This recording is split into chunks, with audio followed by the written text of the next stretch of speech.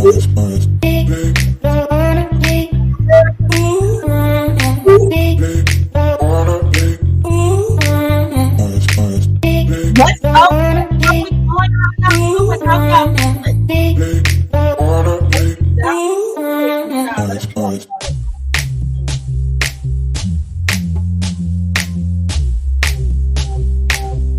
What's up? What's going on? How y'all doing? How y'all feeling? Let's get down to the situation, but please don't forget to like, comment, subscribe, share the video, y'all. So let's get into this situation. We got a whole lot to talk about. We got a whole lot to get into. Okay? So let's just get it on and flipping in this whole situation. But in any event, when it comes down to the love and hip hop, Atlanta, it seems like the kids really did their thing this season. Everybody really showed up and everybody was ready to go. Okay? But Lord have mercy.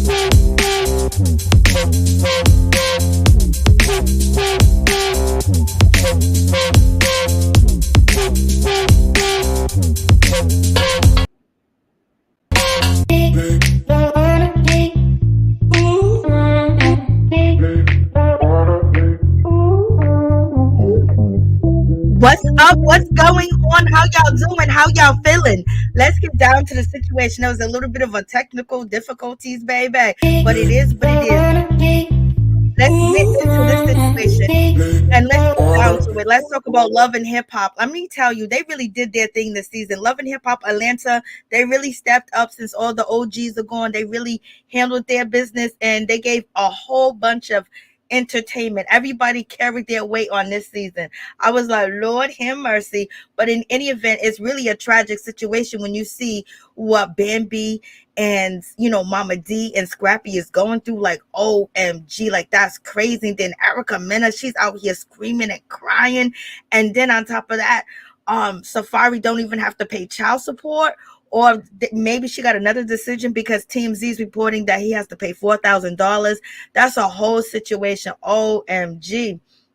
And for Scrappy to go off on his mama like that, now that was a whole crazy situation. I was like, oh, Lord. It seems like Scrappy was just, he wasn't feeling it no more. Like he really unleashed on his mother and that was crazy. I wonder if he feel embarrassed about it. Does he regret it? Because he said on TV he didn't regret it at all. I was just like, Lord, I mean, like, come on, child. Like, what's going on? Like, okay, so it seems like Scrappy was like, yo, you let everything out the bag, so I'm going to let things out the bag, too, as well. So you guys let me know what you think about this situation. Hey, what's up, Top Bugatti? How you doing? Hey, Miss T, what's going on? Yes, it was a good season finale. Hey, what's up? What's going on? It was like, hey, Hudson, it was like one of them situations where it was just, like, are we really doing this? Oh, yes, we all doing this. And that's for real, for real. So let's get into this situation. Scrappy basically putting his mama on blast. She's so busy putting him on blast. He done put her on blast last night on TV. Like, damn, there's some help that needs to be done. But who does need help? Kendra. Kendra needs some help. Kendra done brought her family on this goddamn show to embarrass them. I know her mother's like, yo, we help you get through law school. You had to study. We paid for this. We paid for that. You had a bright future and you chose to marry Jock. And then on top of that, before you even said adieu to him, he had another baby. The mama wanted to say so much to Kendra, and Kendra sitting there with her head down. Child, don't have your head down. Have your head up. You chose the situation. You want the situation. You want to be with Jock. So it is what it is. She was like, I'm not going to tell him about the whole Mita situation. What you mean the whole Mita situation, girl? Like, this is just, the brother was like, if I would have known this, I would have told you to run. I would have told you to go. I would have told you to keep moving. Mama's just like, I can't believe that you're accepting this. You're allowing this because you married him after all this happened. And she's basically saying like you can live with this. I'm like, yo, I know they must be ashamed and embarrassed that she done brought them on TV to tell them that her husband got another baby by another woman. And did you hear, wasn't it kind of funny when it comes to Kendra, she said, me and Jock was having a little off time. We wasn't getting together. But throughout the whole season, Kendra's basically like, oh, there was times that we were together, times that we wasn't. And he better not have been messing with Mita on a time that we were together. And she said there's the times that we separated and things of that nature. But in any event, when she's telling her mom, she said we was kind of like not talking. We was kind of arguing. We was kind of fighting. We was kind of doing this. We was kind of doing that and shit like that. And so basically they didn't have no time off. She's lying. He cheated on her while they was together. They may have been arguing or going through some things, but she made it seem like, they separated. But she's sitting there telling her mama that we were just having, some issues. I'm like, girl, keep your story. You lied just like me to lies. Okay, y'all can't get y'all dates together. And the poor mama is very embarrassed about this whole situation. And Kendra should be ashamed of herself to bring this shit to TV and be on TV. Like, Lord have mercy about this man having a baby on you, another woman chasing you down. And we didn't even get to see Kendra and Jock film for the rest of the season, even though that they were smart. They didn't film for the last like 4 episodes. They were smart because every time that, when it came to Bambi, or it came to Erica or Sierra, they basically, was having a hard time at, Spice events, Karlie Red events, and things of that nature. So Karlie Red, Spice, and Shekinah, they was doing their thing. They basically kept the drama going, and they basically had Safaree's back. So they supported Safaree with a storyline, just like he supported them with a storyline, child. It was crazy. But in any event, Bambi was out here fighting Kendra's, situation. So was Erica, and so was Sierra, and they just basically got the bad end of it. They just got the worst of the whole situation, okay? Because Kendra, like, she would escape and run and leave, just like she did on this season. She left her girls that was out there questioning everybody, and then on top of that, she goes and she disappears because the truth was gonna hit the fan. So it is what it is. I was like, Lord have mercy, this is a whole crazy situation, child. She don't got no goddamn sense. She don't got no good sense. She just don't got no sense. And she don't got sense enough to even, like, why would you put your mama and your brother through this? Put them on TV and embarrass them. The mother will probably go around the neighborhood talking about, yeah, my daughter's an attorney. Now she don't even mention you. Now she act like it was the first thing they're going to say, why your daughter with Jock and he had a baby on her and she still married his ass? Like, child, and then she's the best baby daddy in the world. Okay, she said she take care of the wives, the ex-wives. She takes care of the kids. She picks them up. She takes them on shopping sprees. She is the best baby daddy that you can ever ask for. So you guys take notice to the whole situation, child. There's a whole lot going on. Nope, he don't believe in rubbers. Nope, not at all. He don't believe in none of that. Like, it's just a whole crazy situation, y'all. I'm like, Then we have Bambi. She's over here. She's admitting that, Karlie Red basically dissed them and dismissed them at their party that, we haven't talked about yet, but we'll talk about tomorrow. But in any event, it's a whole lot going on. And basically, yes, Karlie Red was carrying the bone this season. And yes, she did everything that she can to get under your skin.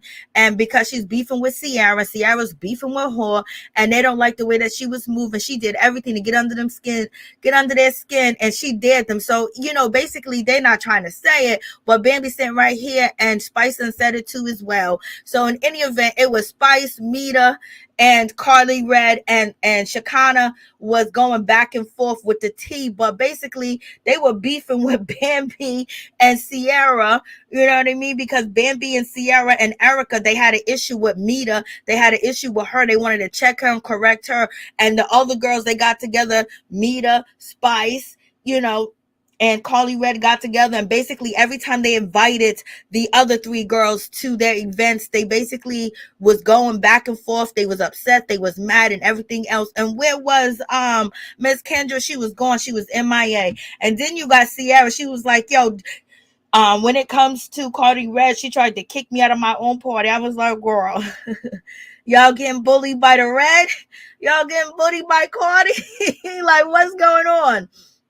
So, in anyways, they sitting here having this whole conversation about how messed up the party was and how, it was just crazy. And it was at your house. So we know VH1 paid for it. Because if it was my house and I rented it for us three to chill and then we'll go film, they rented it. So therefore, that's why they had to come and let Karlie Redd into the door. Karlie Redd was like, knock, knock. Got the chef at the door. They didn't even know there was a party going on, child. It's a whole mess.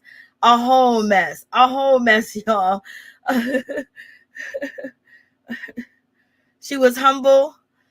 Okay, so yeah, I got to get back to it. What's up, Father York? How you doing? What's going on? Not bully. Make sure you guys go subscribe to Father Locke's channel. Make sure you guys go subscribe to his channel. Please show him some love. Please show him some support. He got good content. He creates. He does a lot of editing. Just a lot of stuff that he does. So please don't forget to go over there and check him out. Please. I mean, he just have a whole story to tell. And it's so interesting how he used different things to tell a story and different graphics and different, just everything, the whole scenery that he does. So go check him out and show him some love. Okay, y'all.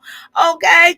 So in any event, so we get Erica. Erica lets us know she hasn't been eating. She's been having postpartum depression back to back after the 2 kids, y'all.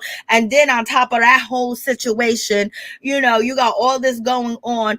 And then she's sitting there. She left. She got out of Dodge too because she was scary too.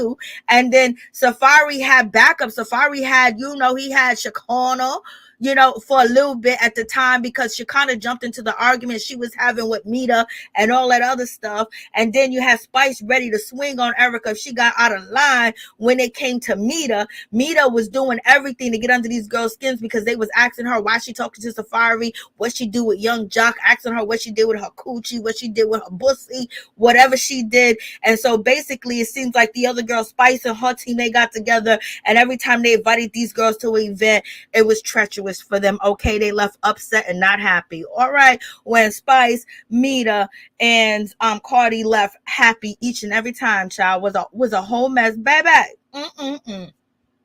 So in any event, they're having this conversation, and Erica, she's just basically going, and she was like, what? And so Bambi was like, yo, tell her about the Shekinah event. Yep, we got to talk about that tomorrow.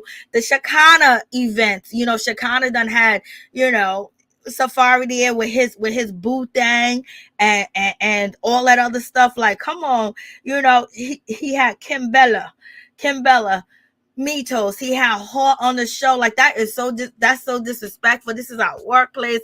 Now, Erica, you're gonna have to bring a dude, and we know Safaree ain't about that life. He'll be scared too as well. But in any event, it seems like Safaree was trying to get back at Erica for so many different things.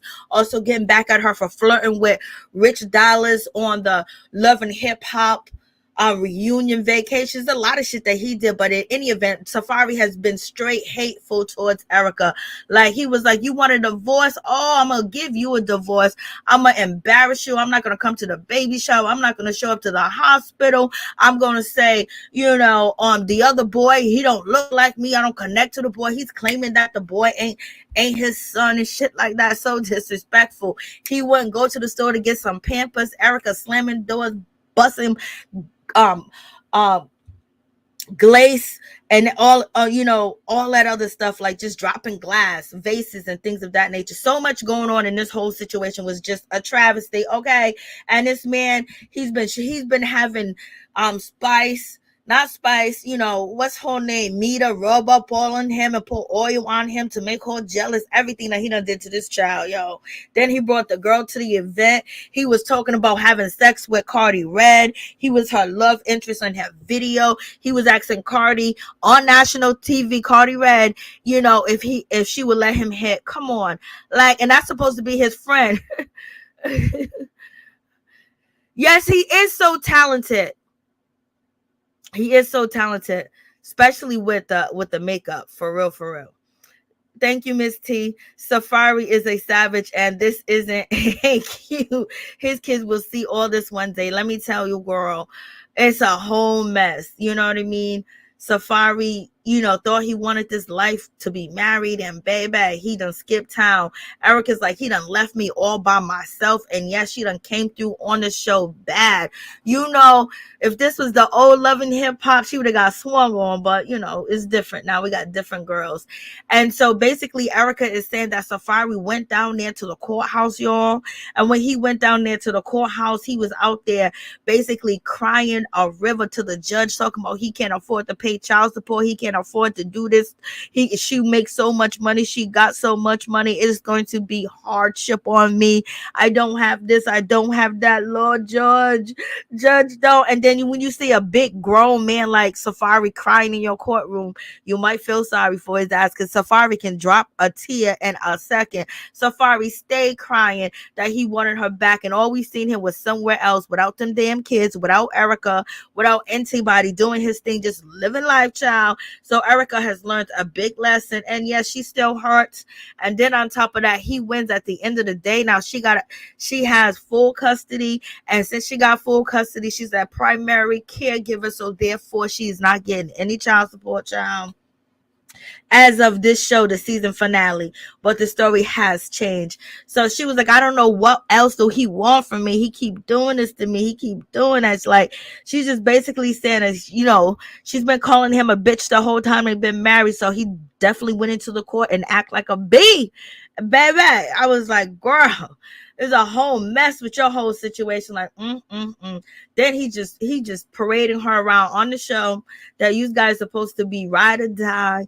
The kids, you guys going to build this reality TV life, and baby, it's all over. That he crashed down. He did everything to disrespect this girl, everything. And then we got Spice, and you guys know the rumors when it comes to Spice, that allegedly, that she had some surgery done. She had a BBL child, and she was in a coma. She's out the coma. She's been posting allegedly, who knows, or whatever, because Spice be playing games out here in these streets. But it does kind of make sense, because when she was actually talking to what is her name, Mita, and Karlie Red, she said, yes, I'm Grammy nominated, baby.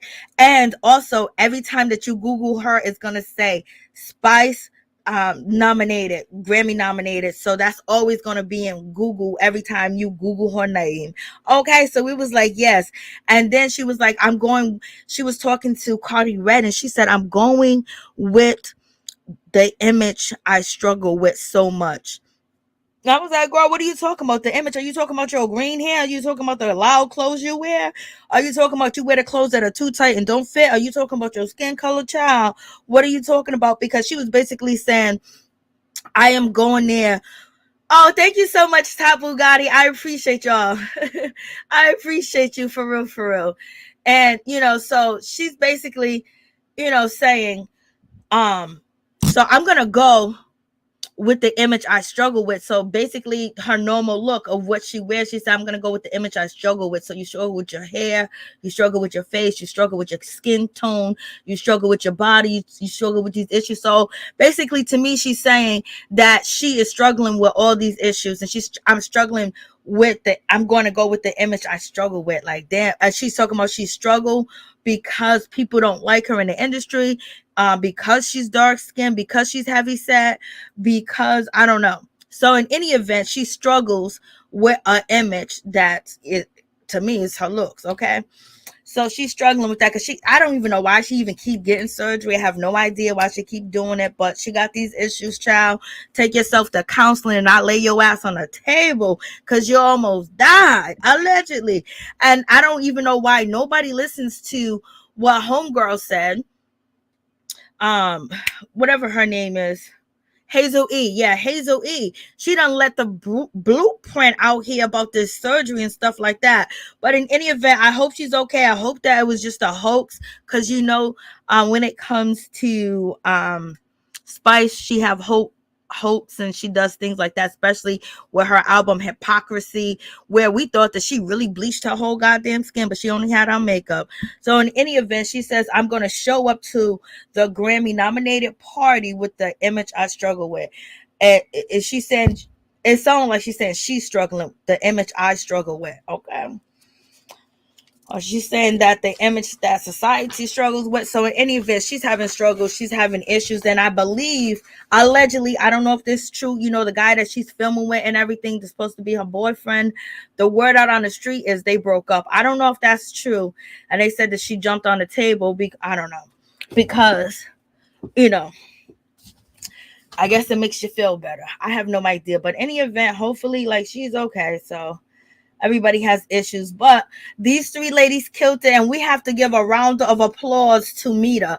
Mita is the first person that I've seen that come on a Love and Hip Hop Atlanta, and she had more scenes than a regular cast. She was put in like a real cast. They came up with all types of plots and schemes, and baby, they definitely shitted on Erica, Bambi, and Sierra. They had them hemmed up. They let Sierra, Bambi, and Erica come first. They came first at Mita because she was sleeping with Jock and she didn't have a storyline right. And they was hating on her. Then from there, these girls got together and set trap here, a trap there, a trap everywhere you go. They use, everybody for a trap. They use Momma Dee. They had Safaree. Safaree was a willing participant because who else was he gonna film with, child? And then so they did their thing. I'm telling you, they did their thing, child. They did their thing, and they all look beautiful. It looks like Mita's dress. She looks like she's the best one in that picture.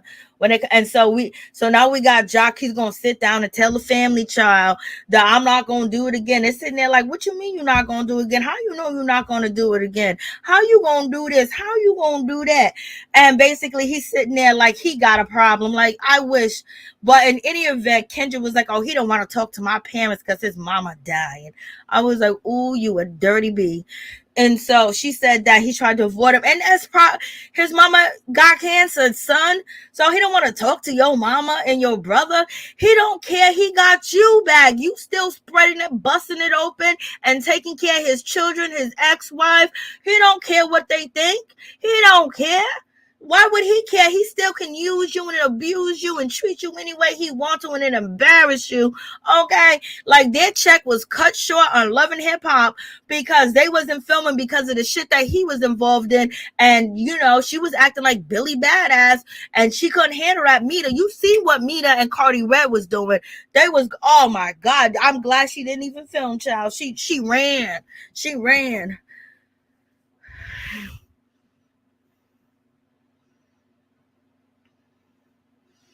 Oh, well, text me and tell me what you mean, child. Tell me what you mean, girl. Text me.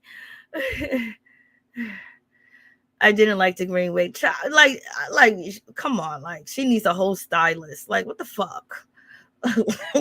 Like, we can help you with your struggles. It has nothing to do with you sitting on the table. Okay? Oh, yeah, Kendra got big. She's tired. She's tired. Laying... When you a fool, that shit hurts. When you playing a fool, that shit hurts. That shit don't feel good. That's why. And then on top of that, she's still, she's a cleanup woman. She could just be cleaning up all his messes. And his sister told him that Jock has issue. He has problem. He has anxiety. He's repulsive. He's very, like, he acts on impulse. You know what I mean? So he got all types of issues going on, child. So he ain't gonna do nothing. He gonna continue to do the same thing and she gonna be crying. And so we get down to the lovely situation of Momma Dee. Momma Dee, child, she said she is taking the boxing gloves off and she is going in. And she said her son been having some insurrections. Okay, insurrections or something like that. I'm not pronouncing it right. And she's basically saying that Scrappy is violent and uprising against her authority. So that's what she meant to say. And she said that she ain't lie and she ain't no liar. Okay. And she said anything that she said, it came from Scrappy. So basically she said the gloves is off. I was like, okay, Momma Dee. So Momma Dee's coming through. She done walked in the place, kind of looking like her feet hurt and shit like that. Like she been walking all day. And, we got Mimi sitting there. Look, Mimi, poor Mimi. They done did Mimi damn dirty. But they still be bringing her back. But they be doing her dirty. Mimi, you had to bring the heat like these girls. These girls all had the heat. I mean, they came through. Everybody came through. Like anybody that had a scene that was focused on and their storyline. Rasheeda, she came through with her storyline, did her thing. You know, everybody had some good tea, some good drama, and Blase the third. Like it actually seemed like it was kind of real, y'all. So excuse me. And she goes, you know, the palace is, they running amok in the palace. And basically, you know, Momma Dee's feeling a certain type of way. She said the gloves is off. And then she's sitting there. She's like, I don't really want this, because she saw a baby coming in. She saw a son coming in, and they don't even speak to each other. Could you imagine walking into a room and not speaking to your mother, not speaking to your son?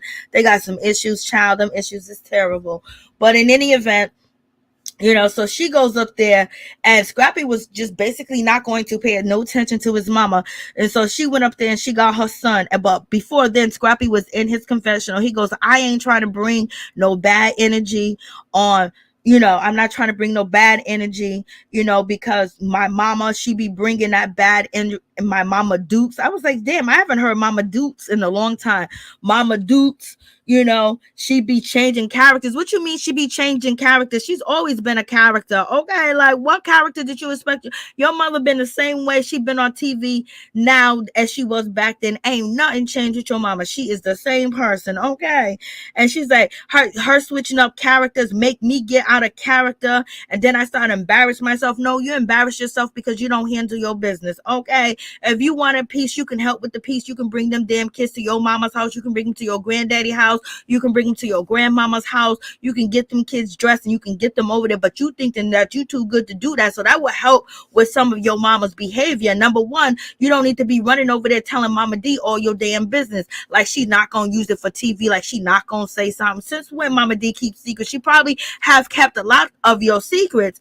But in any event, you know, and then on top of that, the way that you treated Bambi back in the day, or you cheating on her, the relationship being all crazy, or you cheating on your other girlfriends, Erica and stuff like that with Bambi, you know, made her feel a certain type of way. So that totally on you. And then you supposed to make your wife feel, you know, secure, like, or she needs to get help. Like, why ain't she getting help with her insecurities? Because Momma Dee did not tell one lie on you and Bambi. Everything that she said, you said it. You said that you guys were getting a divorce. You said that you was thinking about getting divorced. You told the producers, you told us. Then on top of that, you were staying in a hotel, you were beefing, and it wasn't about Momma Dee. Okay, so you guys do be having some issues. You said that Bambi's jealous, she's insecure. She gets mad when you go on tour and there's other girls there, especially if they light skin or whatever, or light skin girl, who's that girl? You said that over and over, and that's the same thing that your mama has been continuing to say about your situation. And yes, Momma Dee shouldn't say shit. She shouldn't tell us, but she feel like you suffering. She feel like you ain't captive. She feels like you ain't Scrappy. So she's out here telling the world, child, and getting a check at the same damn time. Okay. I think she came to the conclusion that she's not going to see her grandkids. And she's really upset because their grandfather, which is Scrappy's grandfather, died, and he didn't get a chance to see, you know, Scrappy and Bambi's children. Okay. But Momma Dee, you know better. Okay, you know better. But in any event, so we have this whole situation. So Scrappy's basically saying that with the way his mother acts, you already know who she is. You know how to deal with her. You act like you don't know how to deal with her. And then on top of that, you having all these mental issues and all these problems. Why ain't you never say nothing? All of a sudden you bring the shit up now, and you whiling and you crying and you doing all that. Like, I'm glad that he was able to open up. I'm glad he was able to say all that, child. But it almost seemed disingenuous at the same time, because you was in a hot seat with Bambi, and Bambi was upset because you went back and told your mama your business, and she went back and told the girls that was giving her a hard time this season. Okay. And then on top of that, when she called you to ask you what was going on, you basically blamed her and cussed her out, and we didn't get no apology. And your mama saying she ain't getting no apology. And we're not going to forget what Bambi said, that not last episode, but the episode before last.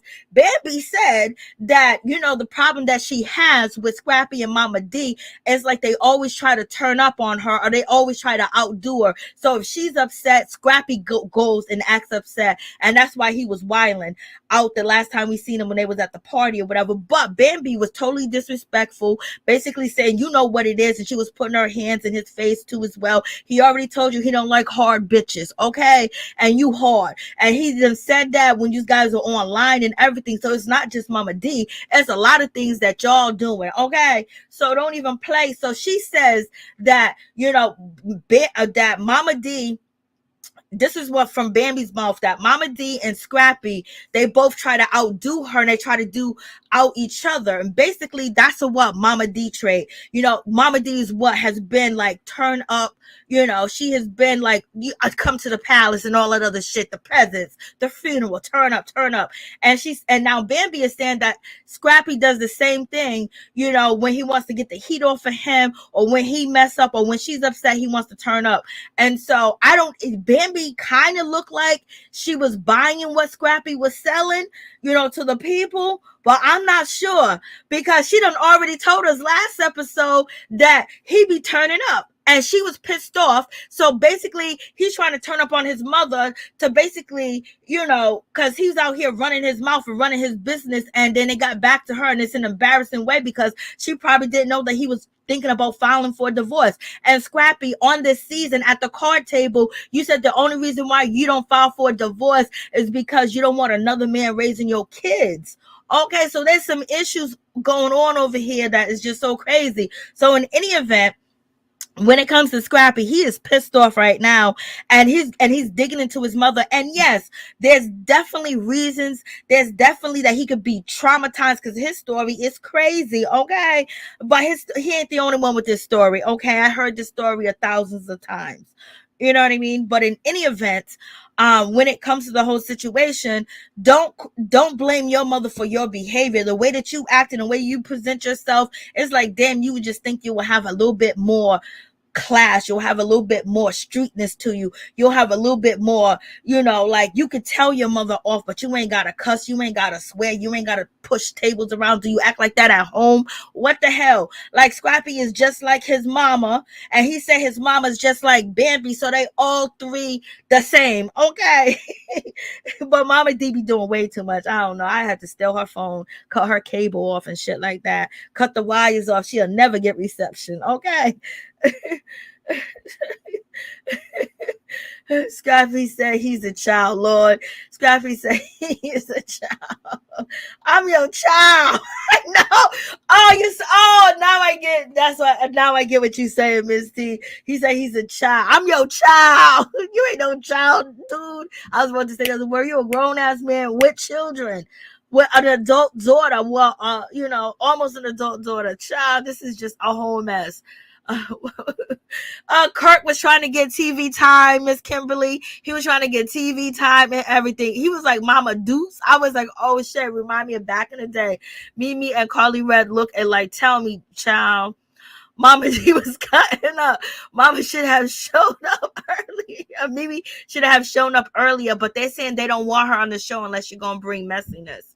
And that's what she's not trying to do. So they keep her on the Love and Hip Hop reunions and stuff. Her son needs to go to anger management class or better how to talk to a therapist. Okay, see, Lakeisha Gatson, you said what you said right now is just perfect, right? But what did Bambi say? Bambi said every time that they go to therapy or they go to counseling, she says that Scrappy be up in there acting all fake and acting like he love her to death. He want to suck her toes and, you know, carry her across the mountains, you know, so she'll never have to walk. You know what I mean? So, you know, I'm just using that. I'm just exaggerating with that a little bit. But she was basically saying when it was in the car in Vegas that she tried therapy, but she said her son's fake. She said her husband's fake. He be in there acting like a whole new, brand new person. So I don't know. They all got issues. Ain't nobody no innocent. But Mama should know better. But if Momma Dee did know better, she would do better. She don't know no better. Okay, like what's up, Norris Tony? How you doing? What's going on? You guys, please subscribe to Norris Tony YouTube channel. True, Scrappy said he's a child. You got me laughing. So, in any event, So you have that whole situation, and so where he at? I'm just talking mad shit, y'all. So he and so after he says, you know, after he says that, Momma Dee gets him out of his character. He said he blocked his mama and things of that nature because she blocked him because they had an argument. So Momma Dee said Scrappy cussed the shit out of her, right? And he said it on this part that he cussed her out, and he said he's not apologizing. So again, where has Momma Dee lied at? Momma Dee ain't lying, but she's telling business that she don't supposed to be telling, and you don't supposed to be telling your mama your business. You know what I mean? But Scrappy is Scrappy. So, but I don't know what's going on with Scrappy and Bambi right now. We shall see, because I don't think Bambi's too happy at this moment as of Monday. Scrappy's doing a whole lot. He's moving very differently on social media. Very differently. He ain't moving like he married as far as his posts, but he's trying to promote his songs and stuff. But he said his wife is jealous and she's insecure. You go to his Instagram, he got a new song that dropped with Sukian and somebody else. I can't think of the name of it, but it is a bop and it is a nice song. But so there be, you know how TikTokers, they dance to the music videos. He got all these girls with, just booty everywhere, and they're all different sizes, child, and they all look like 10s and 20s and 30s, and he got them all posted up. He's been on tour and everything. Okay, so you already know it's a whole lot of yappy yap. He been back home, back and forth, taking the kids to school and doing stuff like that. But I know Bambi's probably feeling she's feeling a lot of pressure. And then he seems so happy, and he said that's the problem that they have in their marriage, that when he goes out and he gets the bag and gets the money, it's like an issue, it's like a problem. And she didn't post all that time that he was doing that, but she did say somebody took her Instagram page. But in any event, getting back to them. So, Momma Dee and Scrappy, they're about to have this conversation. Momma Dee went, got her son. He coming up there. Scrappy looked like he already tore up from the floor up. He been drinking. He been smoking. He been with his wife. Everybody been in his head. Scrappy is easily, his temperature changes really quick and really fast. Okay. So he's backing the goods with his wife because she was mad at him and stuff like that. He was staying in a hotel. Now they back on one accord, okay? Bambi was laying it down on her husband because the last episode, did you see Bambi in that bathing suit, child? Bambi looked like she ain't had one kid. Bambi didn't look like she had one kid. Bambi body was on fleek. I see. Let me tell you. Scrappy saw Bambi get up and she took that little robe off on the last episode. Everybody was like, look at that body. Her body was up point. Her body looked like it was 17. Momma Dee say that she's 41, but her body didn't look like she's 17. Look like she's 18. So in any event, they're about to have this conversation. And Scrappy, you can't tell me Scrappy don't look like he tore up from the floor up already. Just like he was tore up to the floor when he got into an argument with Bambi at whatever part, the last party they was at for Spice. But Bambi started that argument. And so continuing on from that, Momma Dee basically says to, you my son. You my son. Like she's talking to her clientele, her girls. She's like, you my son. I think you was very mistreated of me. So that's what she says. She's like, I think you treated me bad. And Scrappy says, you're my mother. You hurt me every day. He is like, you hurt me every day that you talk about my wife. You hurt me. Scrappy was like, you're my mama. You hurt me every day that you speak lies or say things that are not coming from my mouth. So now he's saying you speak lies and you lie, and when you say things that are not even coming out my mouth. Okay, so basically he's trying to manipulate the conversation and basically say that with this whole situation that Momma Dee added some sauce onto the situation. Okay, And he's trying to say that I didn't say all that. You know what I mean? But I don't think his wife, which is Bambi, knew about the divorce situation. And so he told his mother everything. And she went back and she told Shekinah. Shekinah had Momma Dee and her crying to her on stage. Momma Dee is a mess, child. You got to unplug her phone. All you got to do is give her some liquor. Sit her ass down and put on some OJs. That's all you got to do.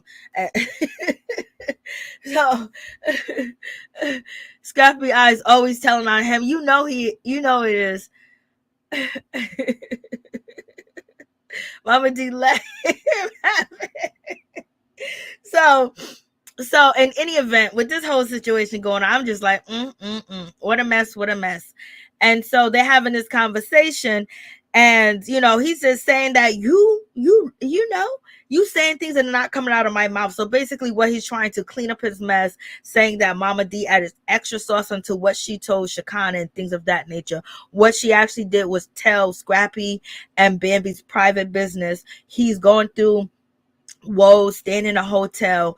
He wanted comfort. He was seeking comfort for his mother, but at the same time, you got to understand she's in it. She's not good with your wife, so she's going to say things about your wife, and she's going to probably make you feel more better about yourself because she don't like your wife, and she's going to agree with like, yeah, she's bad. But Momma Dee said she did tell Scrappy not to get a divorce. So and one thing Momma Dee said, and one thing I have said over in the past, Momma Dee said the episode before last, the episode before last, and what I have said in the past is Scrappy and Bambi need to stop playing with this divorce, because you had one moment Bambi was getting a divorce, now you got Scrappy getting a divorce. You know what I mean? Talking about getting a divorce. Don't play with it, because that shit will come true, especially if you already in a hectic environment and everything ain't so tight and everything ain't so right.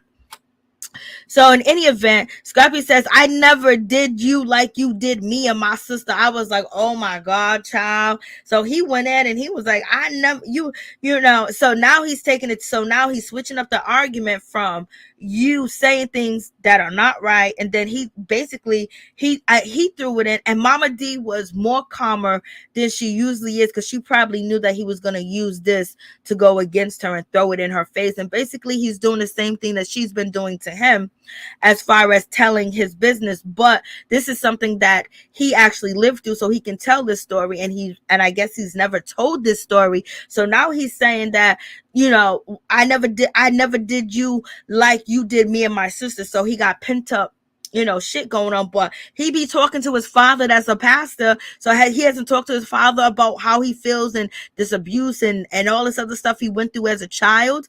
And she's getting blamed from this, but why wasn't the father there? Why didn't the father ever come and get him and things of that nature? But in any event, that's why you have to be a father and stay in your kid's life. Safaree, you need to be a father, okay?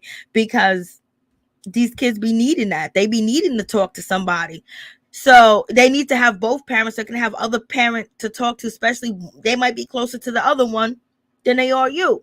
So in any event, he throws that in her face, which is, any parent is going to hurt you to hear how bad you was as a parent and the things that you did, even though in your mind you think it was right, especially at that time, especially when it was an opportunity. It was like a lot of racism. You had the Ku Klux Klan running around like crazy. You couldn't go into a lot of places and get jobs. As soon as you walk in, they can say, I ain't hiring you.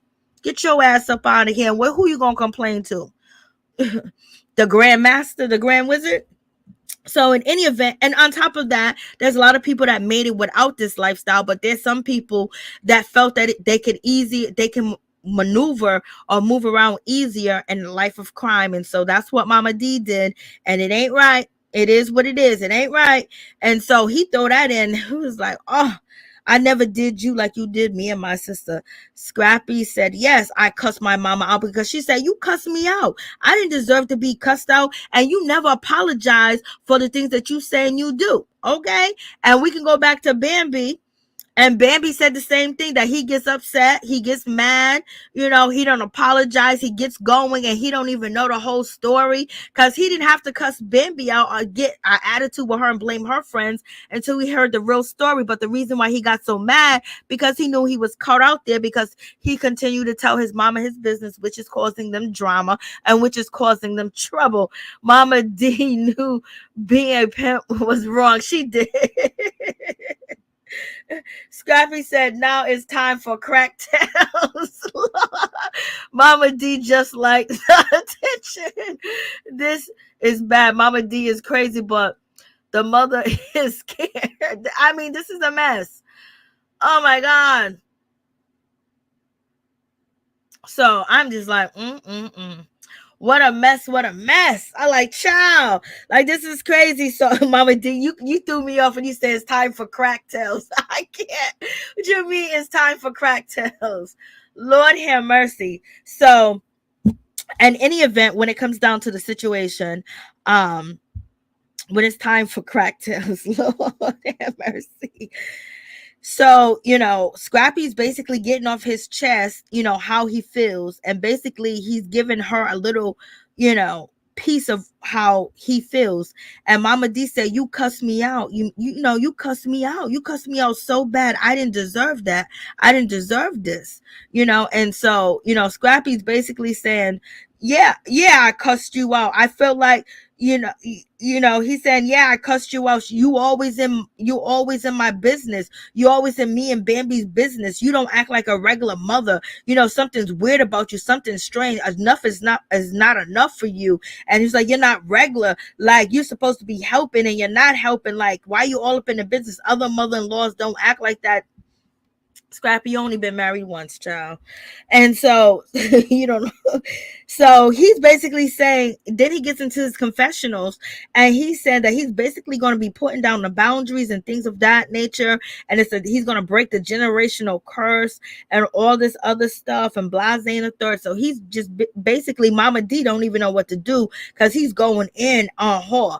And she knows that when he said, what you did to me and my sister, he knows that he's about to tell all the tea. So Momma Dee, you like to tell the tea, he's about to tell his tea that has to do with you, okay? And she was like, yo, and then he says, you said I'm ungrateful. So I guess Momma Dee's basically been saying he's ungrateful because of not bringing the grandkids around, basically just icing her out and being upset with her because she's chilling with, what's her name? Shay Johnson. Okay. And so that whole situation, and she goes, well, you wasn't ungrateful until a year ago. So basically a year ago. So she's saying in 2021, that's when shit hit the fan. So she hasn't had no problems, but 2021 was the problem. Okay. And because she said a year ago and we're in 2022. So I'm just like, okay.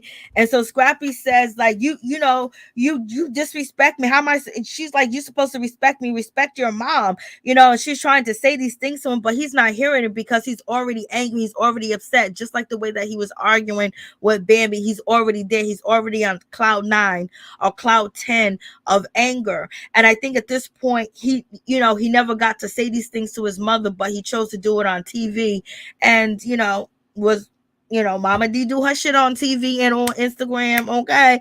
So, but I think it was really wrong for him to disrespect her like that because that makes him look bad. And also, that's still your mama no matter what. And with a lot of people, leaving this earth, he's definitely going to regret, if Momma Dee goes early. He's going to feel a certain type of way and he's going to leave Bambi and probably never talk to her again. He's going to blame her because I think he has a hard time putting, what's the issue, what's the problem and how to fix it. He doesn't have conflict resolution skills. And sometimes his emotions just goes all over the place, his anger. But once he gets, fixated on a particular thing and he thinks he's right until somebody can convince him that he's thinking all messed up, then he'll be all right. But in any event, so he gonna remember this moment, this shit gonna flash back when he gets 60, 70 years old and think about how could I ever do that to my mama? Okay. And now we're not talking about Momma Dee's a good mama. She, she's perfect. She's this or that. But just because she acts a certain way, you don't have to act that way either. And, and she ain't never really cussed you out on TV like that. Not like you did. And you was like, F this, F that. I'll talk to you any goddamn way I want to. Like, what? He was just being like, I don't give a damn about that. Like, he was talking to his mother like she was a nigga in the street. Like, what is going on? Like, that's way too much. And then on top of that, she's your mama and she's a woman. I know you could just cut her off and point blank period. But at this point, he's so fed up with his mother that he's not even aware of his surroundings, aware where he's at or what he's doing, unless he's doing it for the paycheck. Okay, but he's going all the way in, and he usually has some type of composure to compose himself or just remove himself. But he kept, just like when he was arguing with Bambi, he got up and walked away. He got up and walked away and came back. It's just like he couldn't let it go. And having extra things in your system is a whole mess. It's a whole mess. I was like, damn. Like, he's just going in. And I was like, ooh, wait, Scrappy, calm down, Scrappy. Come on, Scrappy. And so basically, he cussed her out and tell her that she ain't regular, that she weird, she different. She's all this. I was like, damn. He goes, I grew up hard. I grew up real hard. My mom was a pimp. There was whores and crack pipes, hearing gunshot. Couldn't go in the room because people was in the room. Like, and I was a little kid and we had to go through this. Scrappy said, I'm not going to, I'm not going to try to use my kids to manipulate a situation or manipulate something. So he's going back to the conversation that she said, that she exposed to everybody. So you manipulated a situation and to try to make your kid look better, cause a hurtful situation for your kid. And yes, he said, my kid, I wouldn't do that to my kid. So yes, he continues to refer to himself as kid and child. Okay. Cause he might still be in that traumatizing place of a child. So when he sees his mother, he still think like he's that scary kid that's afraid to sleep in his bedroom, that's afraid, that's scared, that he don't know what he's gonna see, that he don't need, like he said, he had to figure it out what everything that was going on. So basically, he's traumatized in so many different words. If it's true as far as this, because we also got to remember storyline TV show, and they gave Scrappy and Momma Dee the whole floor, child. They gave him the whole last episode. And so in any event, so he's calling her out. Momma Dee says, I tell the truth. I didn't tell no lie on you. I tell the truth. I tell your truth. Scrappy said, I don't need you to tell my truth. You don't even know my truth. I was like, oh shit. Now he get ignorant. He was like, he's saying, you don't even know me, mama. You don't even know me, mama. Mama, you don't know me. I was like, oh God. Like, for real, this is how this situation gonna go. Yes, it is, child. He was like, mama, I mean, it was like a whole screenplay. I thought I was watching one of Tyler Perry or The Color Purple play or something. So in any event, he so it's traumatizing. And so Scrappy's saying, you don't even know my truth. And she goes, don't talk to me like that. Don't talk to me like that. I don't be doing blah, blah, blah. Excuse me. I don't be doing that to you. I want respect. And Scrappy says, you want respect, but you don't give respect. So you don't get no respect unless you give him respect. And he just tired of shit, y'all. So I was just like, oh my God, like, this is crazy. This is so crazy. And she was just so caught off guard. Like, if she was drinking, she sobered up real quick, okay? Because she walked in there like she was drinking. So, and she's basically telling him, don't talk to me like that. And he's saying, if you don't, you gonna get you, I'm gonna treat you the way I want to treat you. And Scrappy said, I said what the F I said. He said the F word. And Momma Dee is just like, she's like, don't talk to me like this. She can't believe that he is acting a fool, child. She, like, I was like, And so he said, so he's, cussing and he's just being belligerent.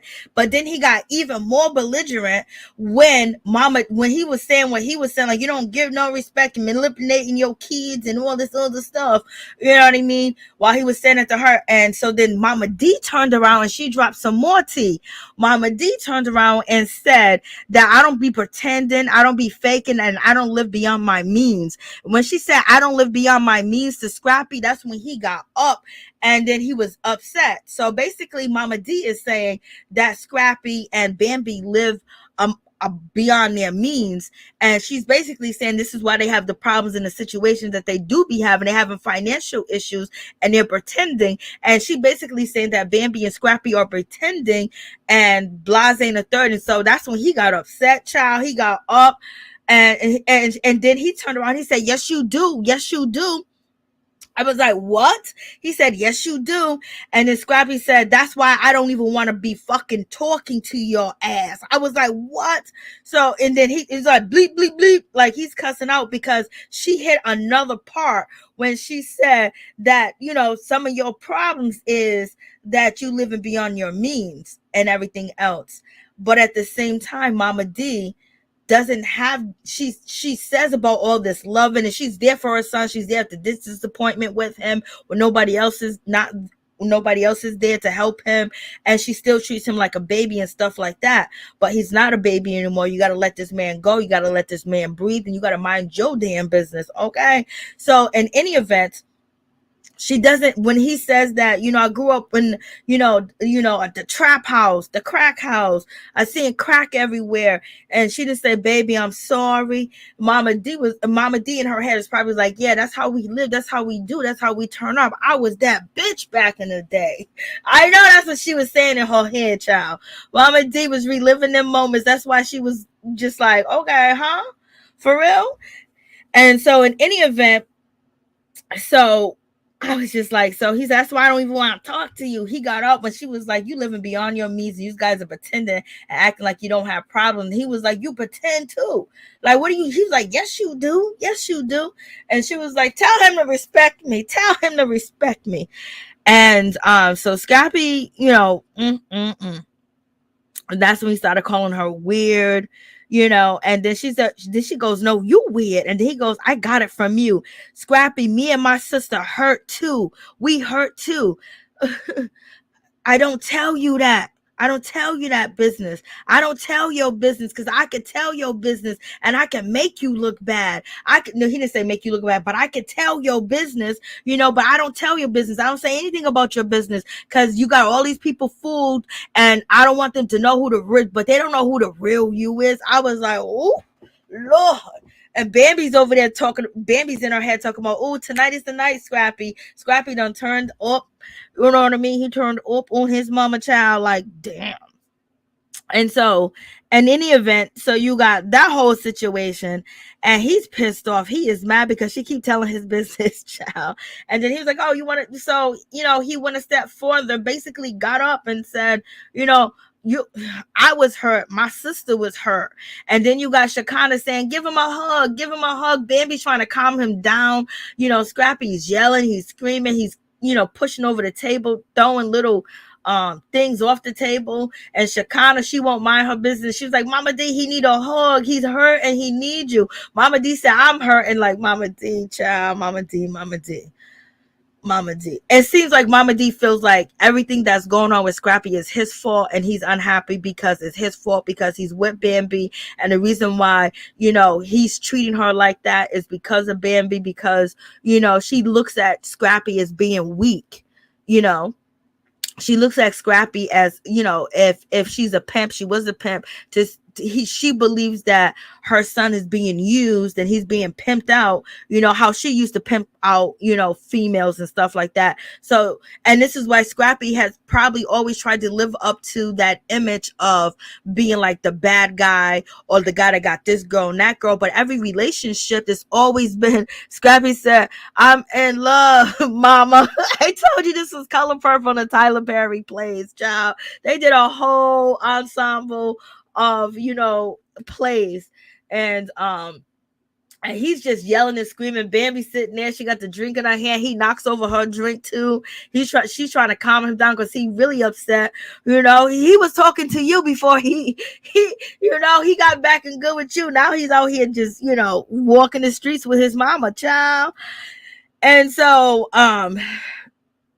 it's a shame, a really shame, where it could have been a moment of just so many different comfort him. He had to say I love you first for Momma Dee to to get it, but Momma Dee really just felt like, damn, yo, this ain't my son. That's how she felt. Like, this ain't the Scrappy I know.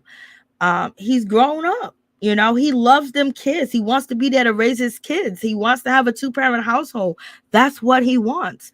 Even if he ain't in love with Bambi, or even if, you know, he got to put up with Bambi, this and that, he wants to be there for them kids, because he wasn't there for his first daughter like the way he is for his kids now. So he wants to do that. That's what he wants to do, child.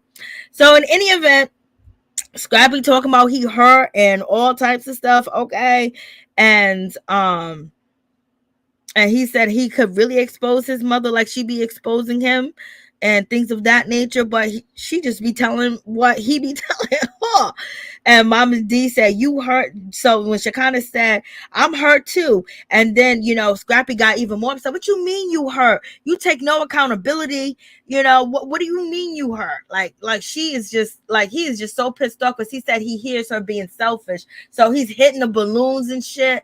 He's knocking the little things off the table, trying to knock over the little tables and stuff. He is just, you know, on one. And Momma Dee is like, oh, no, I'm hurt. Like, she's doing, you know, she's doing Momma Dee, but Momma Dee ain't so crazy. I don't think she had enough lick in her system, or she sobered up real quick because her son's about to, you know, get down and dirty and expose her on TV, child.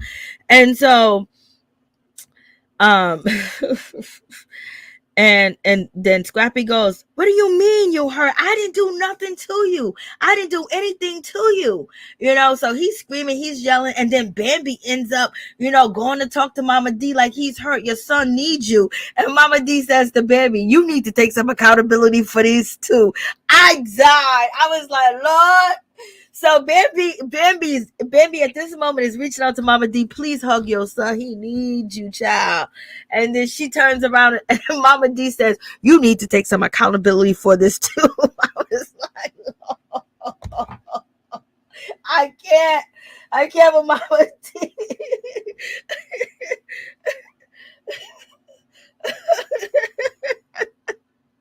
Momma Dee said, let's hug it out. Bambi said, I'm here for you. Bambi said, I'm in love, Mama. Mama, I'm in love.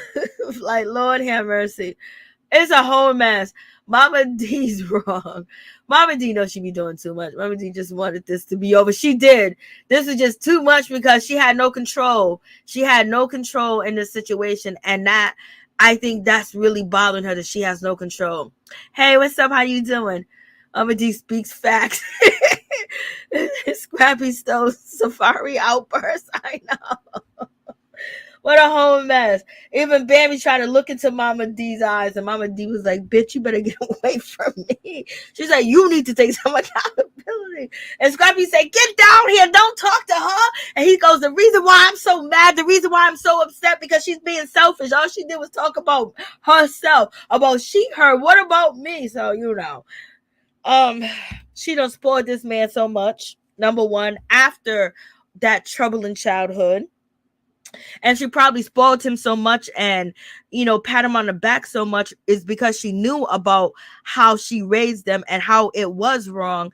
But she just, you know, she's one of them people that just can't take it like that. And then she don't want to take it because she feels like she's losing a battle, you know, if she gives in. You know, she feels like she's trying to save her son's life, but she's just basically causing a problem. She needs to let him just fly his wings and go, you know what I mean? Or she can try to maneuver a relationship where Bambi is keeping her mouth closed, keeping it zip, you know, ignore Bambi, act like Bambi ain't even around, come and visit the kids, tell her son she's coming over, bring them some candy, bring them, you know, some treats, or play with them, bring them some toys, you know, hi, bubble boo, and leave, because her grandkids don't know her, because her grandkids with Scrappy don't know her, because when they filmed one of the episodes when Scrappy got his mother Bambi and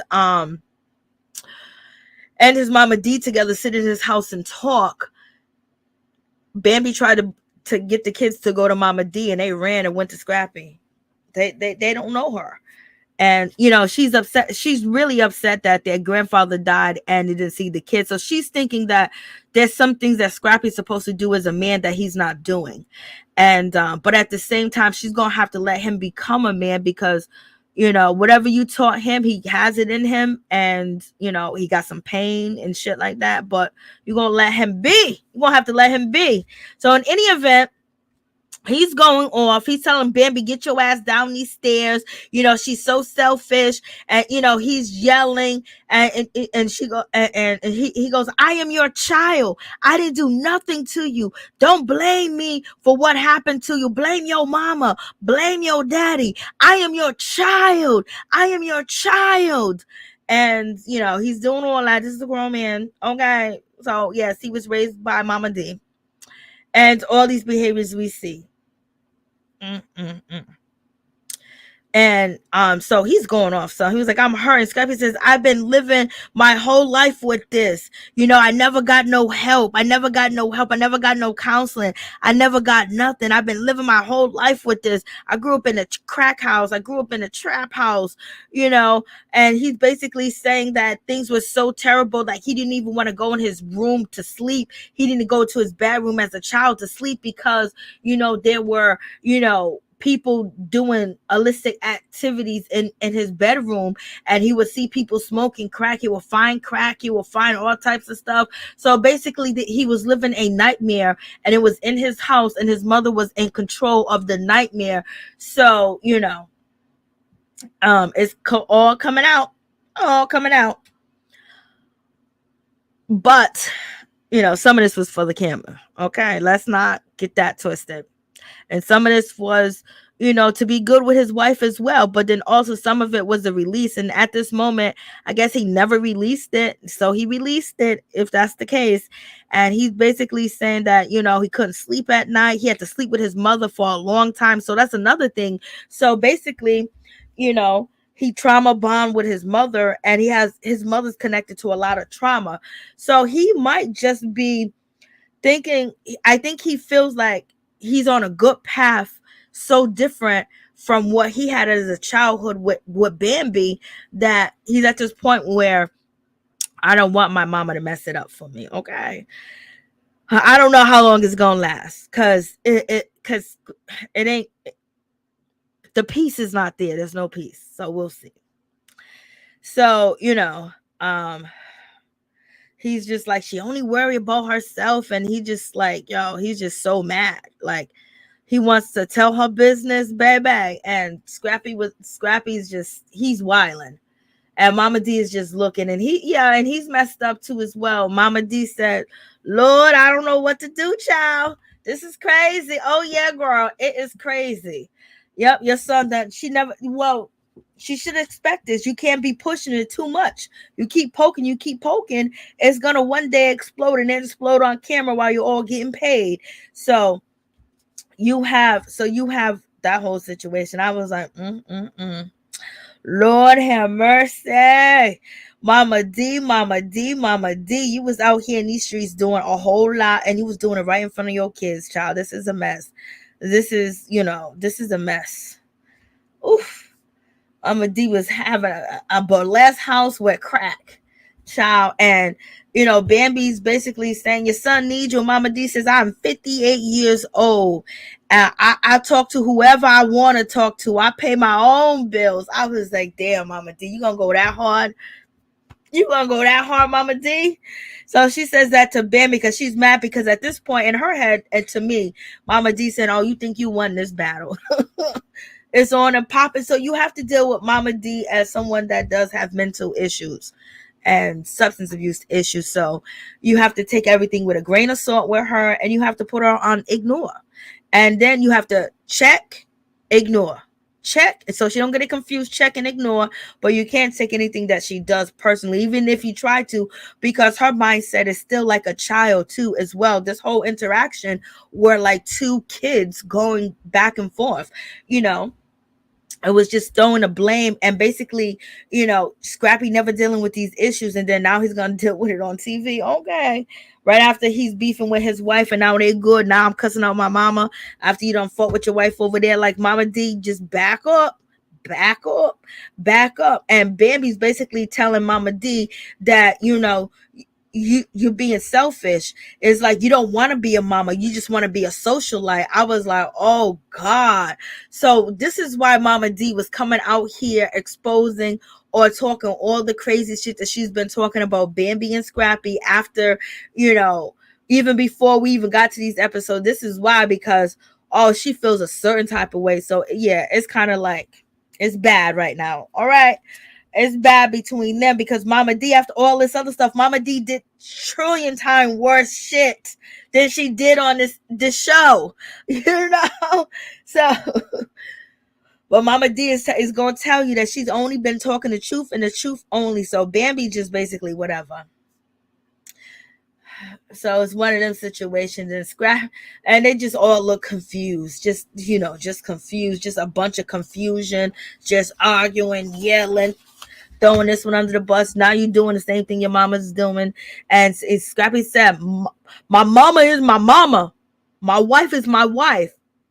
I do not have nobody if I don't have y'all with me. Scrappy, all that talking shit, I need y'all to show me. Because Bambi was like, I'm with you, baby.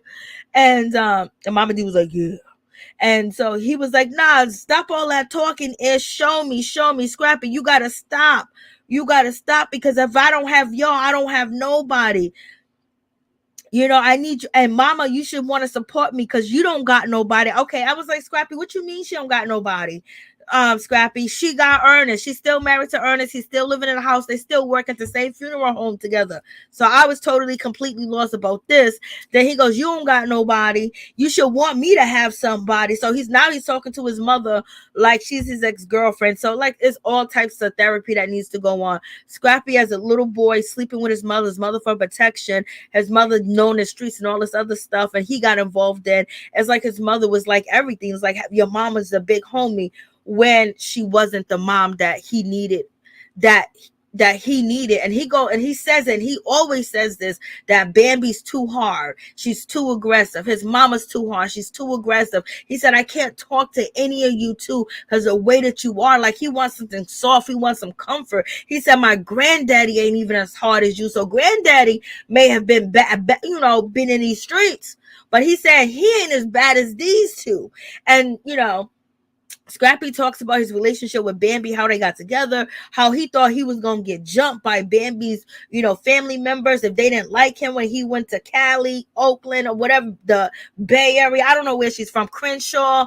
I forgot where Bambi's from, but she's from California. And so, he was like, you're so hard, and so that's a problem. So it might not even be Momma Dee. It might be, and he keeps saying that Bambi's just like Momma Dee.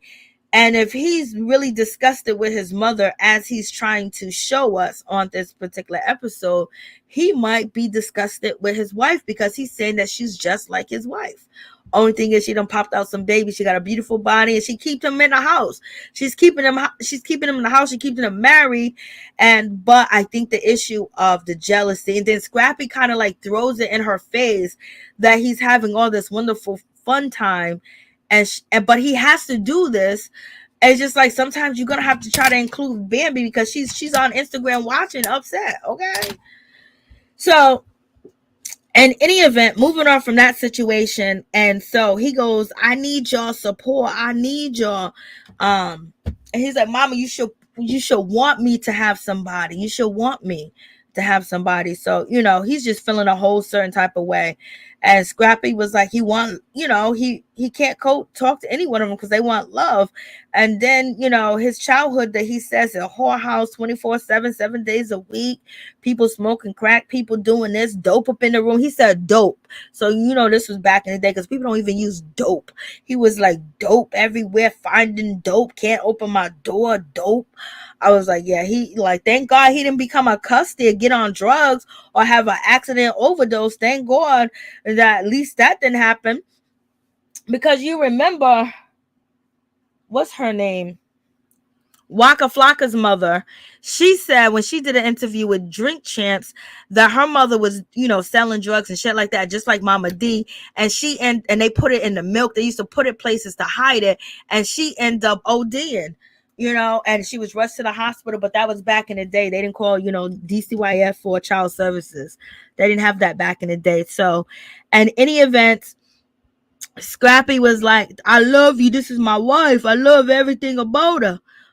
This is me. Scrappy basically said, if I don't got nobody to help me, it's going to be hard. And so he's pretty, just laying it all out on the table. Momma Dee doesn't get it. She doesn't understand it because she doesn't understand weakness, and she doesn't understand crying, because whatever life that she had to live and the shit that she had to do and the shit that she had to see, she had to be hardcore. She had to have no heart, living that's how you survive. People with hearts don't live in this game. When it comes to the street life, you're dealing with drugs, you're dealing with prostitution, you're dealing with all types of jobs, you're dealing with people with all types of behaviors on drugs and everything else. And so he basically says, I love you, mama. I love my wife. She hugs him. I love my mama. I love my wife. And Momma Dee said, this is my baby. This is my baby. And Scrappy's being very detailed about the situation. And when it comes to Spice, she did not win the Grammy. And Momma Dee was just really quiet. It's like she didn't say nothing.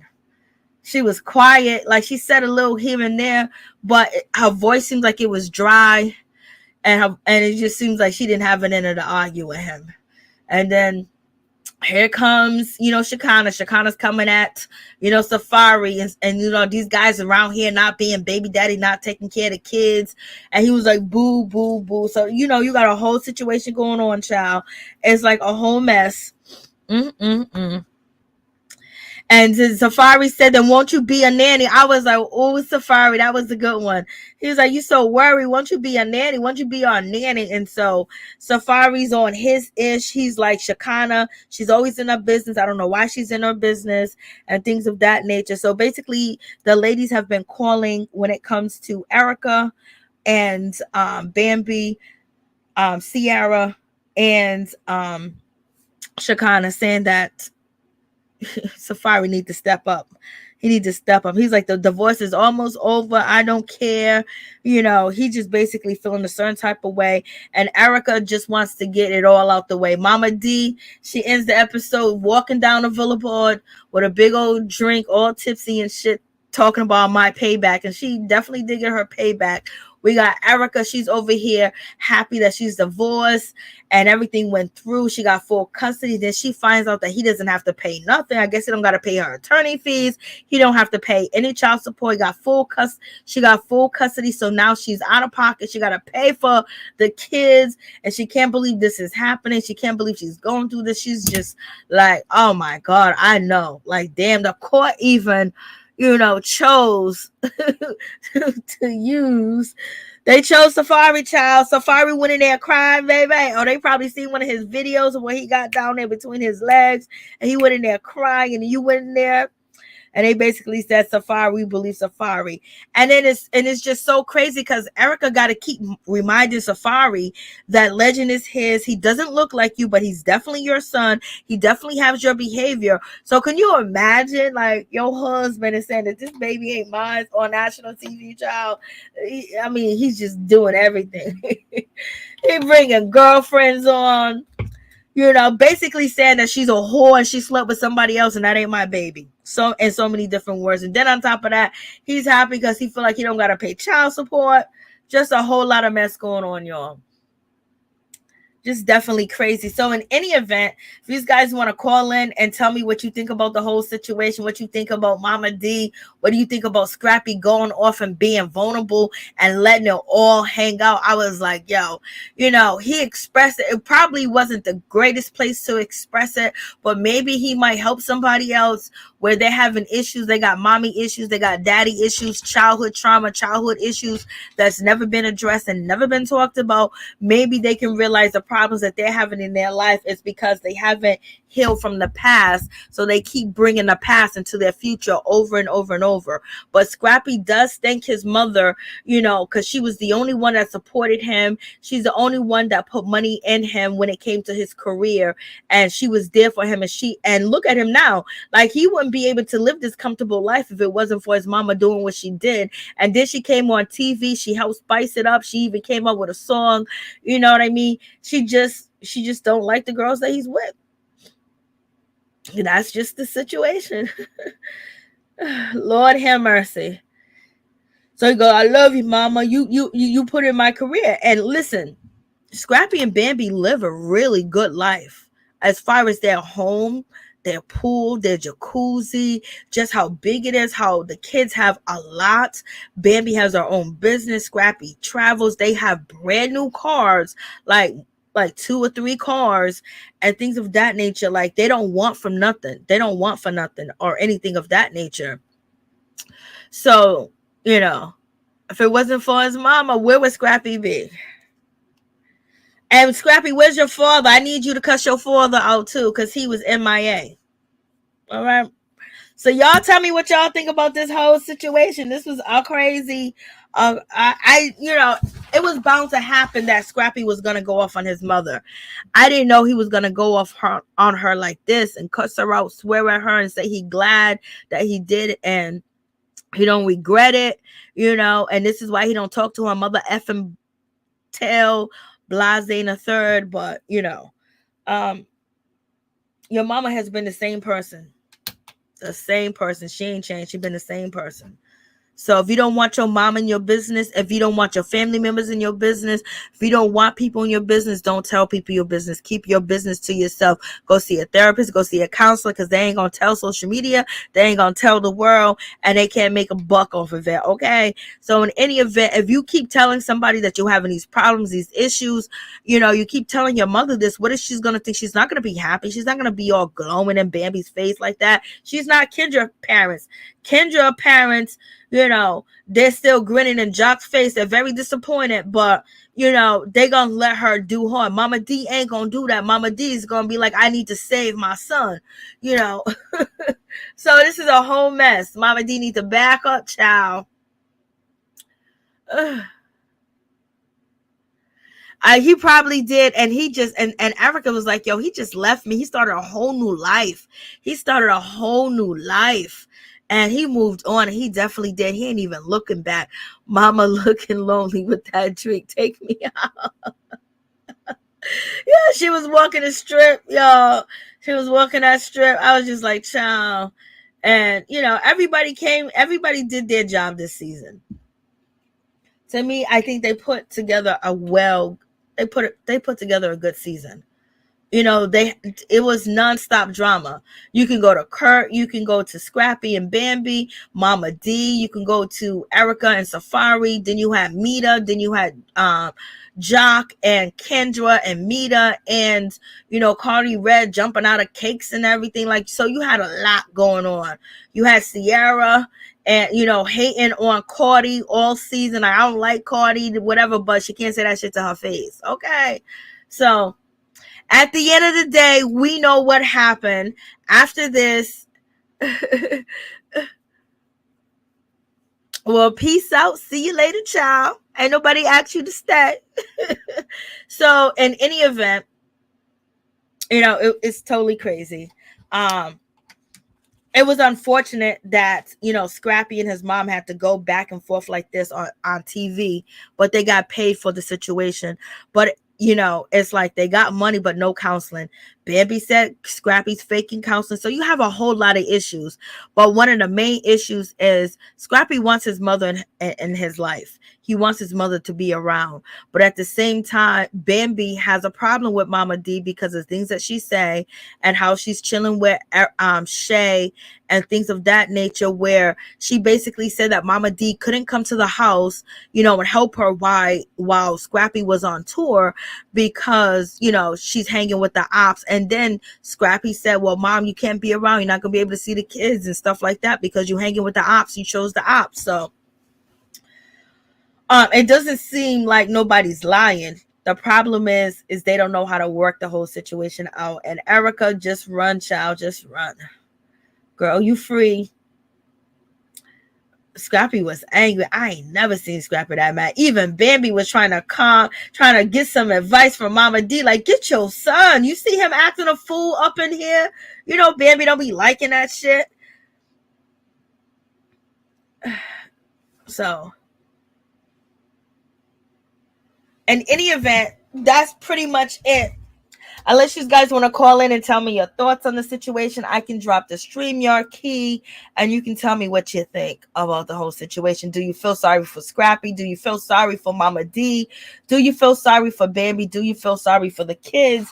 And do you think the way that Scrappy, expressed himself was appropriate? Do you think that, it was all built up and it just came out flying? And how do you think Momma Dee? You think Momma Dee did too much? Shit, Momma Dee stayed doing too much. He was punching the balloons. He was doing he was just so mad. He was just so mad. He was very mad. He was upset. He was feeling all types of ways, child. Poor thing. Poor thing. He don't know what to do. He don't know.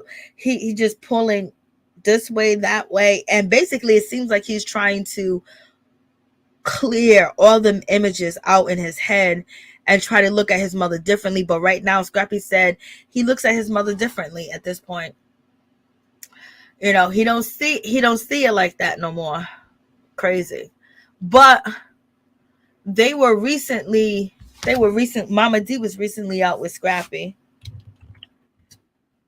So that's not a bad thing. Let me see.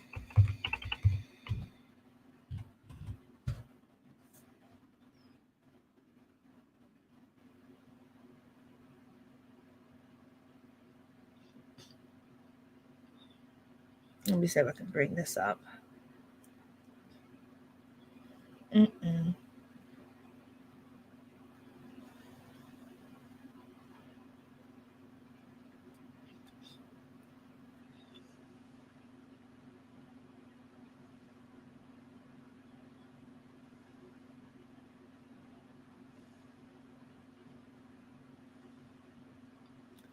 So recently, Momma Dee was out with her kids. And so at this point, Scrappy was at a show. Momma Dee, she came up there. She was on stage. So at this point, it seems like Momma Dee and, Scrappy are not on the worst of terms. So that's good that they are still, I don't think she gets a chance to see the grandkids. I think they're still on that situation. But, Momma Dee says she loves her children like nothing else. And so this is the sister that Scrappy was talking about. So Scrappy got his sister and his mother with him. And Momma Dee says a mother love for her child is like nothing else in the world. It's no laws, no pity. It dares all things to crush down remorsefully all that stands in its path. I love my children more than anything on this earth. Okay, so Momma Dee, after she done, dragged Bambi all up the internet, baby, telling her real age, talking about her being in this hot tub, because it cussed her out. But, she had to do what she had to do. And it's Momma Dee. And this is her with Scrappy. So he's on stage, he's performing.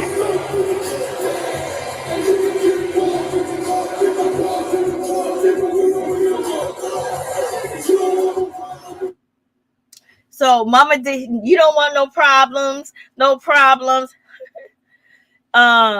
Momma Dee's on stage. There go Momma Dee. She's in the corner. You see Momma Dee dancing? Momma Dee's out. So he got his mama on stage, Look at Momma Dee dancing. I don't know if you can see her well. That's Momma Dee. She's out here dancing, child.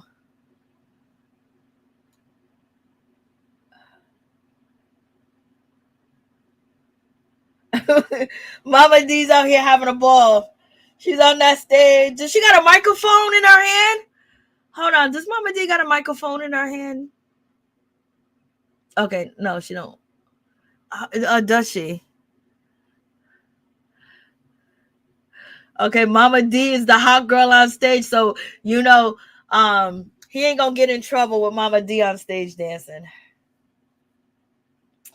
So you know, they're in a good spot now. But she wasn't invited to the kids' recent, party. Okay.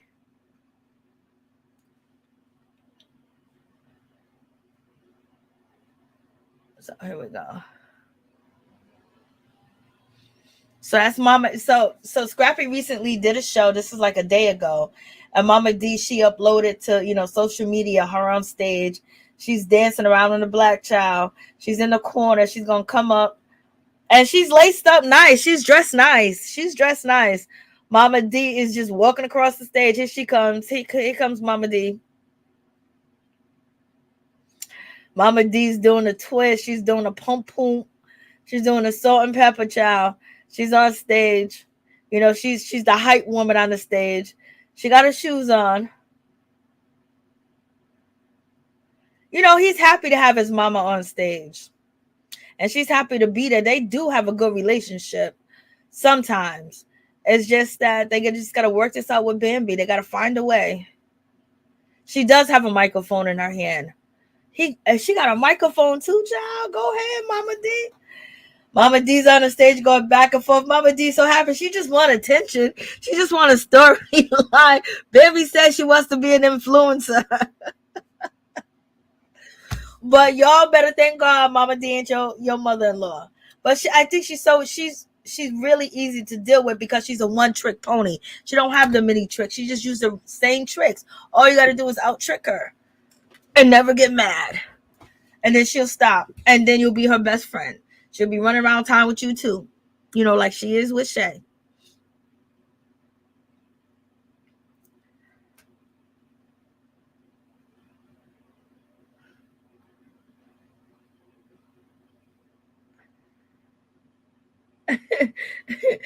Bam better go on stage next. She was on stage with him. She was on stage with him. Let me see. Like 3 weeks ago, she was on stage with him. I think I showed you guys the video. Scrappy run around punching everything. Yes, it was a whole mess. Thank you, Top Bugatti. I appreciate the donation. For real, for real. Thank you guys so much for coming through. I appreciate y'all. But in any event, yes, it definitely went down. And we're definitely going to talk about the other episode too, because there was a lot going on. Oh my God, I watched Love and Hip Hop Family Reunion Spice.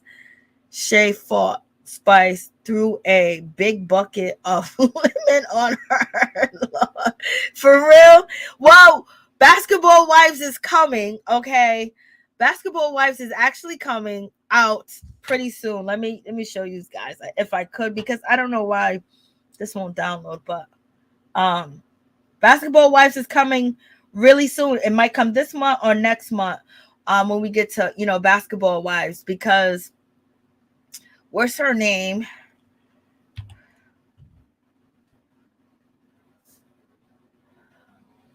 Momma Dee daughter's pretty too. Let me see.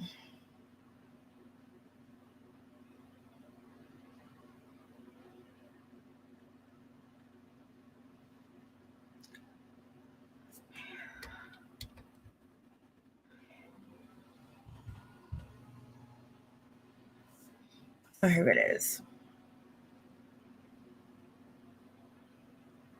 I think this is the one. I don't know if these guys are going to be able to hear it, because for some reason, I don't know why you can't, but. Oh, me and Malaysia aren't friends. Yes, you guys are going to get a second half of Basketball Wives.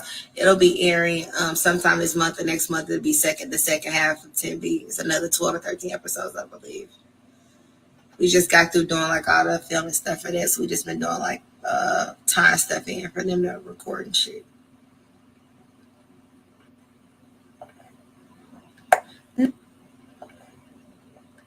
No, me and Malaysia aren't friends. Yes, you guys are going to get a second half of Basketball Wives. It'll be airing sometime this month or next month. It'll be the second half of 10B. It's another 12 or 13 episodes, I believe. We just got through doing like all the film and stuff for that, so we just been doing like time stuff in for them to record and shit. Okay, so I don't know if you guys heard it or no. So Basketball Wives is definitely coming back either later this month or early next month, and they got another 10 to 15 episodes that are coming through.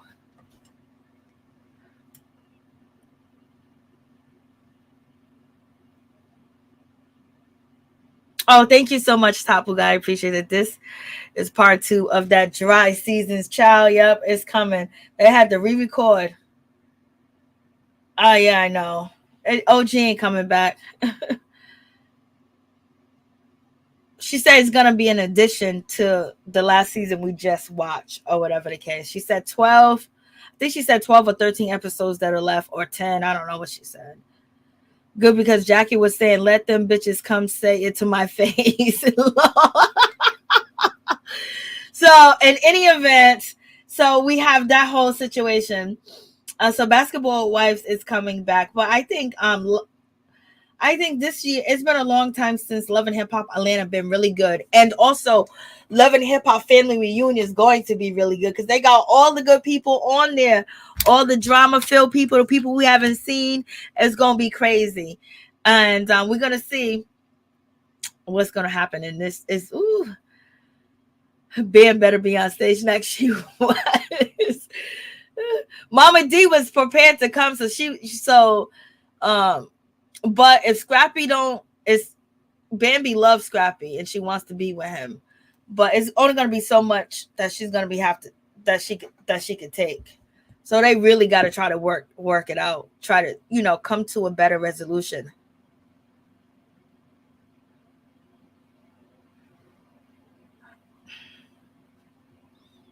There just be so much going on, y'all.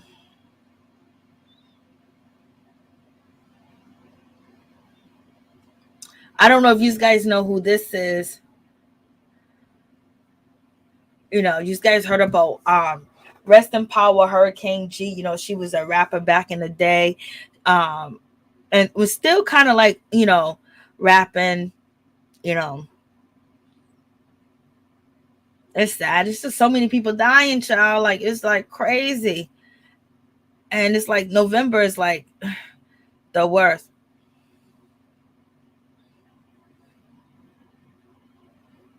Oh, look at Scrappy. People will be jealous of your spirit when all they have to do is ask God to cleanse theirs. Okay. Now, Scrappy been having a lot of outrageous shit on his Instagram. But this is his song. This is the song. Thangin'. So he has a challenge. Yeah, right. So he has a challenge when it comes to Thangin'. And basically, he's been posting all these videos of people doing a challenge to his song, to his Instagram account. I know Bambi don't like that shit. Tell you right now. Let's see if they're still there. Nope, they're not there no more. Oh, no, some of them are still there. Some of them are definitely still there. So, and he has lost a lot of weight. This was 9 hours ago. Because he's supposed to be a rapper. And he's been losing weight. I think he gained some weight since the last time I seen him in the gym. He must put on some weight.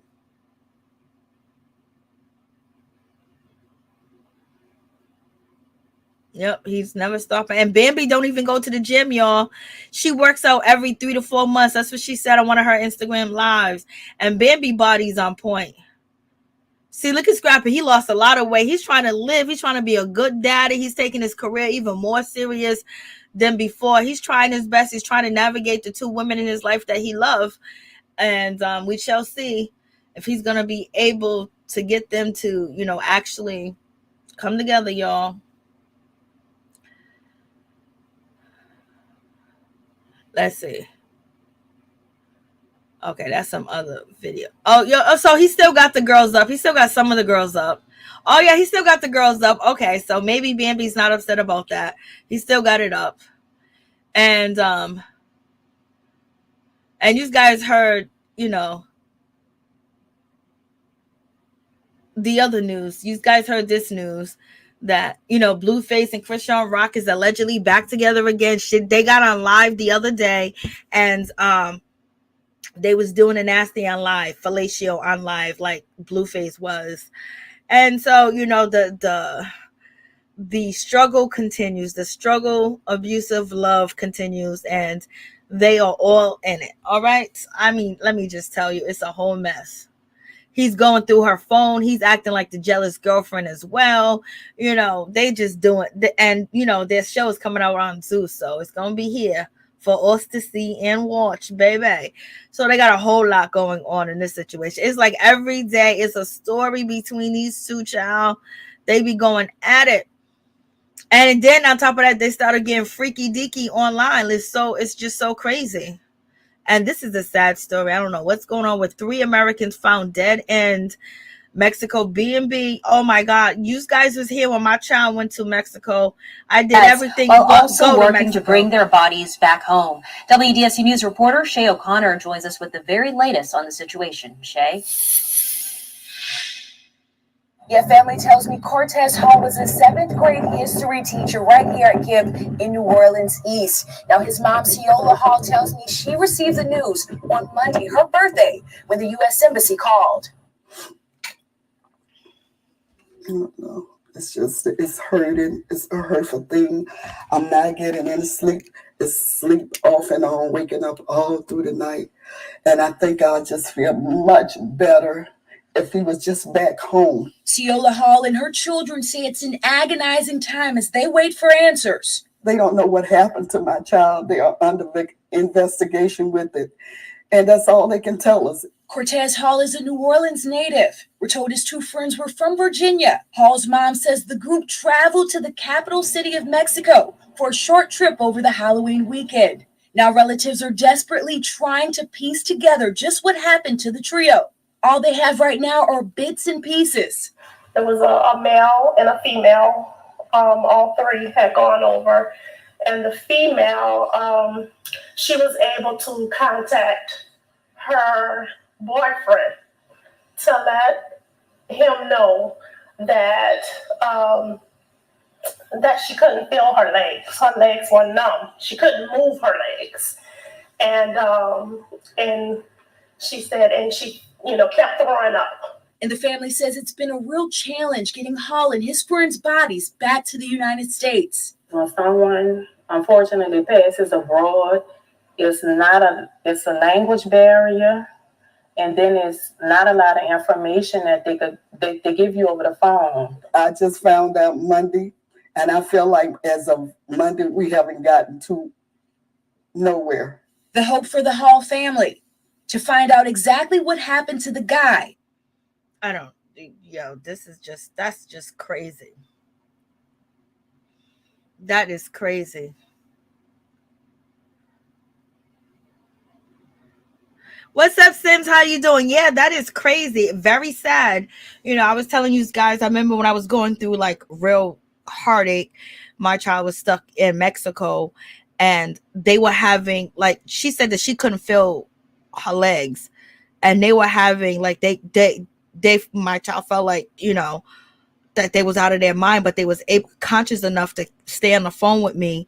And when they stayed on the phone with me, I called all these other numbers, called all this other stuff, did this, did that, got the COVID test, separate, flight up out of there and everything, left everything there that they brought. It was like, and then on top of that, there was people calling my child the N-word and all that type of stuff. I was like, child, never would I go to Mexico. I have a lot of family members that go to Mexico and come back, no problems, but my child had a problem, baby. I was worried. I was asking y'all to pray, baby. I stayed on the phone for like 3 days straight. Get the charger. I prayed. I was on my knees. Lord Jesus came through. He came in on the main line, brought my baby back here in one motherfucking piece. Cause I'm tell you how hurt and how scared I was that. Because before this even happened, we was hearing stories about people dying in Mexico because of liquor or this and that. Child, three gone. I'm telling you, yes, you don't know. Top Bugatti, like when you get drinks, when you get food, because some of the times the staff be robbing you, stealing your stuff, stealing your money, and you don't know what they put in there. Cause I'm just telling you. And then it was a whole mess. You are right. They are made for each other, child. Put that liquid hospital gives before surgery in the alcohol. Yep. That's what I was afraid that was going to happen to my child. Like, let me tell you, I was on the phone for like 3. I was on the phone for days. Video.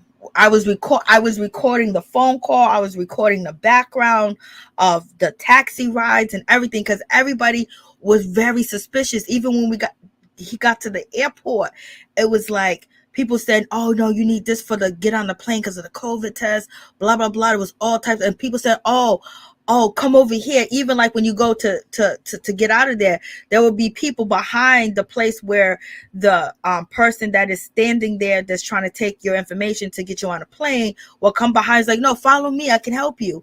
All types of stuff. Like, Lord, whole crazy situation, point blank period.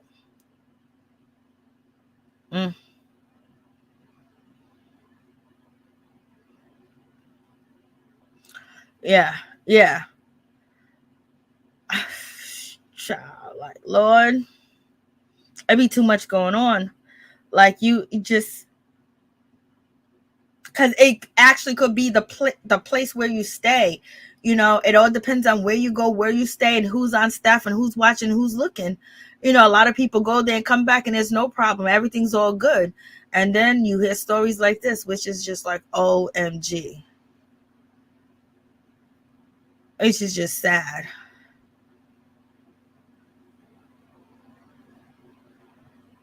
Oh Lord, what is going on? What is happening? Is this what you was talking about, Miss T?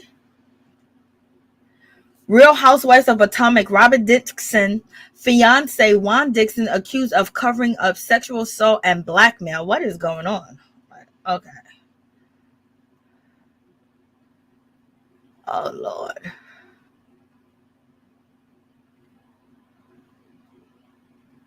This is crazy. Does that mean he's gonna lose his coaching job, y'all?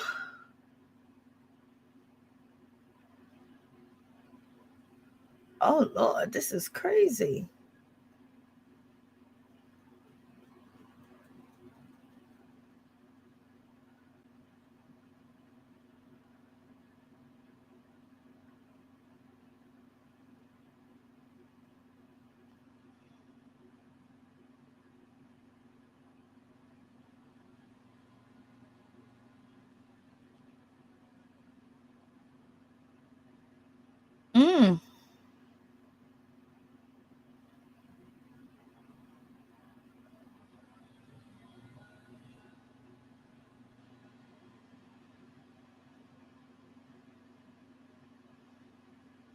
Oh, this is crazy. Like, what's going on in this situation? This is in the Baltimore court for Maryland. Like, what's going on?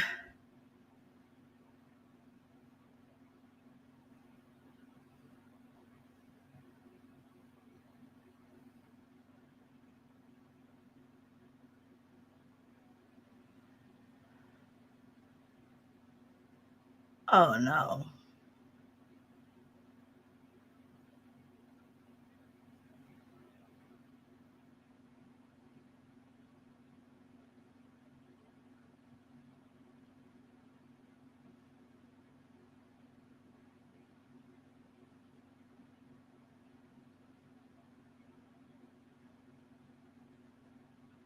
John Doe?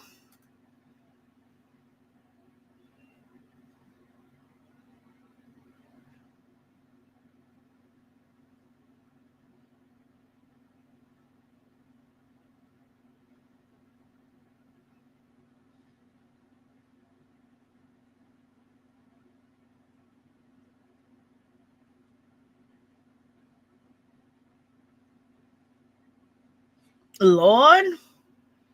Oh my God. Like, this is crazy. So are you serious? So Juan do like the boys. So him and Michael possibly could have had a relationship, because you got this boy accusing these guys of SA and blackmail and harassment at the university basketball program. Oh my goodness, this is a mess. Oh, like, this is crazy. And it says John Doe, not Jane Doe. So this is a boy basically saying he's been blackmailed, and there's been SA going on and harassment. And this is all while they're coaching at the university.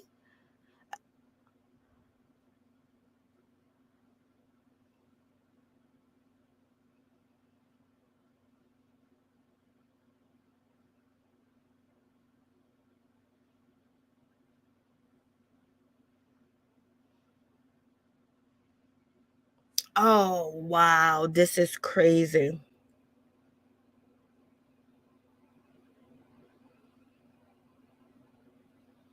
So does Juan still have his job, or did he lose his job? So is that why Juan be looking all crazy on camera, like he's going through it?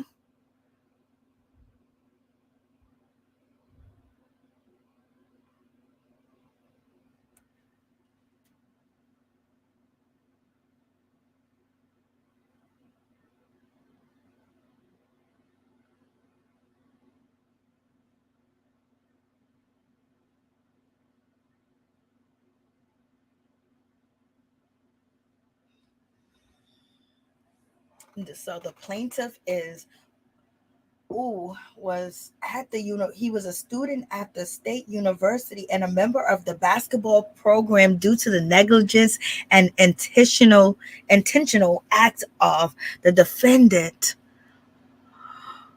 coach and director of player development at the university, as well as negligent of all of the above names defendant plaintiffs, was the subject of SA blackmail. And it continues. Are you serious? Like, what is going on over there? Like, this is a total mess.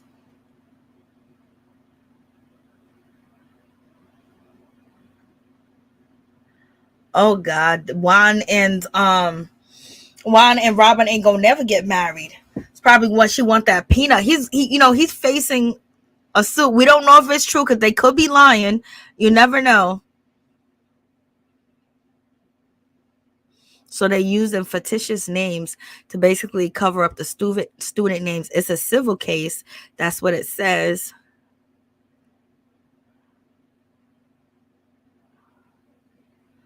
Wow. This is crazy. Like, for real? Come on, Juan. We just knew you was better than this.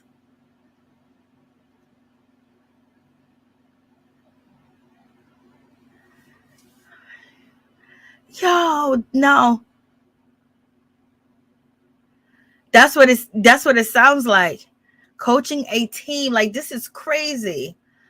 Like, beyond crazy, that they're suing the coach. So this is a civil case. So basically the kid is saying that they was basically blackmailed, sexually assaulted, and these people that was involved in it at the university, the state of Maryland, is Juan Dixon. He's one of the people that's involved and being accused. So they basically seem like they covered up something that was going on with a kid, and what type of, behavior was going on. How do adults get in part of blackmail, getting a part of a kid being, allegedly abused, allegedly sexually abused, or whatever the case may be, and picked on, and there's blackmail. So there must have been videotape, there must be recordings or something. So we shall see. It's just a lawsuit. It's a civil case. I don't see any criminal charges being filed.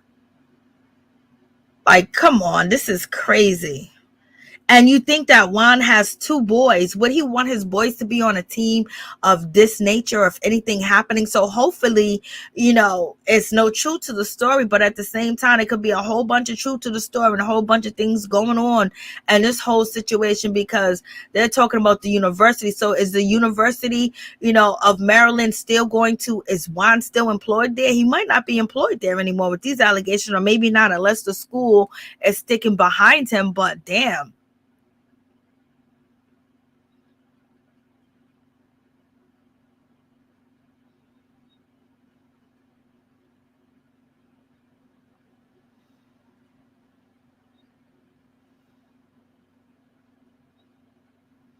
So they had the coach, the director of players development at the state university, basically saying that they was very negligent in the whole situation. And they let all this go on. So we got to find out what Juan Dixon part is in this whole situation. Lord, don't tell me. Oh my God, don't tell me they was doing something in the locker room. Like, this is just crazy.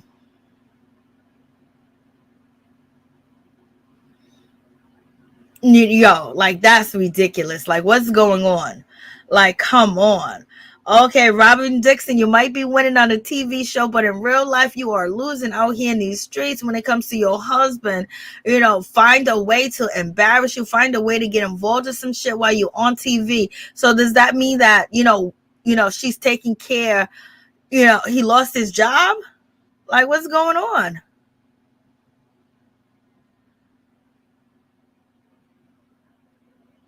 This is crazy. So, it might not be true. You don't know. It's he said, she said until the court makes a decision.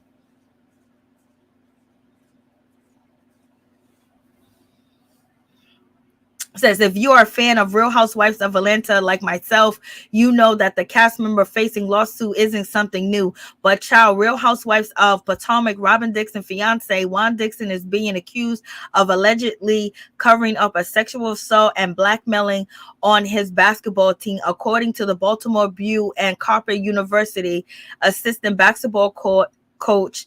Catfish a player online into providing intimate photos and text them and blackmailed him into videotaping a sexual encounter before releasing the videotapes and photos. When the player resisted further demands for sex, the lawsuit says, by information and belief, a former guard who served as director of player development and director of basketball operation harassed, tormented, and sexually assaulted the player. And IBN Williams before publishing the sexual photos and videos he had obtained from the students.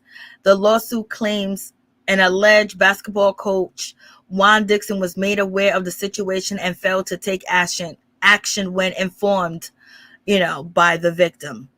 So Juan didn't do anything crazy, but at the same time, he didn't do anything to save this child that was basically, if you watch the ID channel, you will see where they will have, people would try to catfish you into sending nudes and then blackmail you. Then they blackmailed the kid into a sexual encounter and then video recorded and had it, and the coach had it.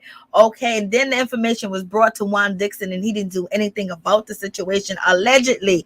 So at least, Juan Dixon is not touching any child. Okay.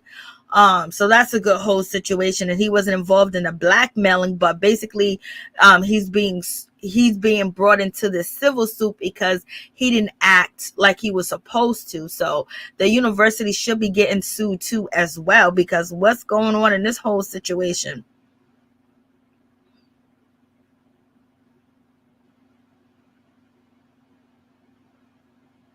Damn, you can't even send your kids to college. Your kids can't go to Mexico. What the hell is going on? Like, this is just crazy, y'all. Like, oh my God, it's just be so much going on, too much. Shame on him. How freaking dare people be so reckless and spineless? I know. Okay, I'm convinced. Okay, no, happy days. Robin says she makes the money. I guess so. Jawline is dropping. Oh my God. So he knew exactly what was going on, but he wasn't involved. So I wonder if he actually seen the tape. He actually seen it.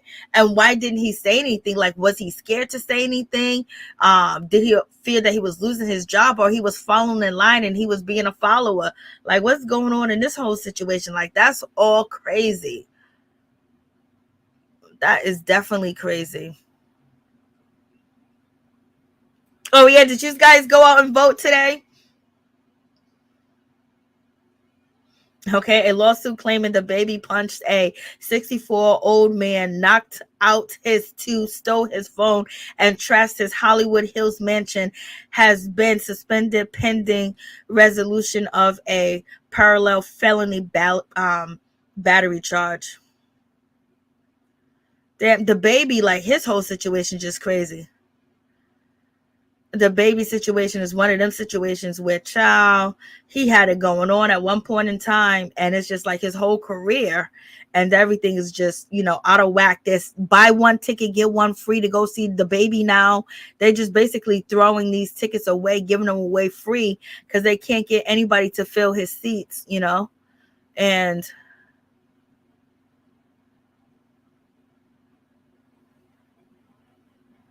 okay, some people need to take care of that hygiene.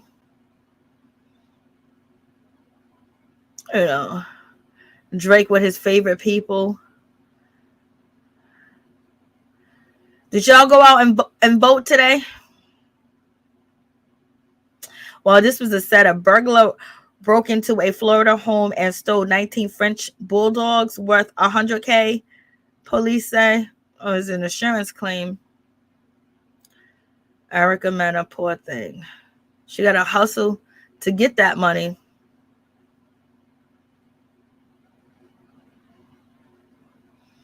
I told you them perms ain't no good. Told you them perms ain't no good. Them perms ain't no good. I told you them perms will eat you out alive. You putting lye directly in your hair. I told you them perms ain't no good.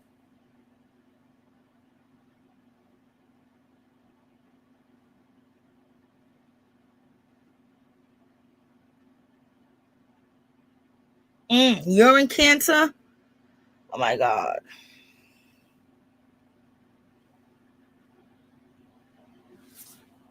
Now this shit is crazy.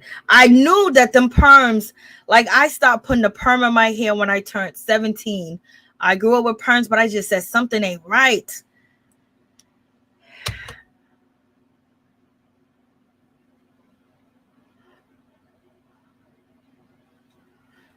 Something ain't right. Can't even see this.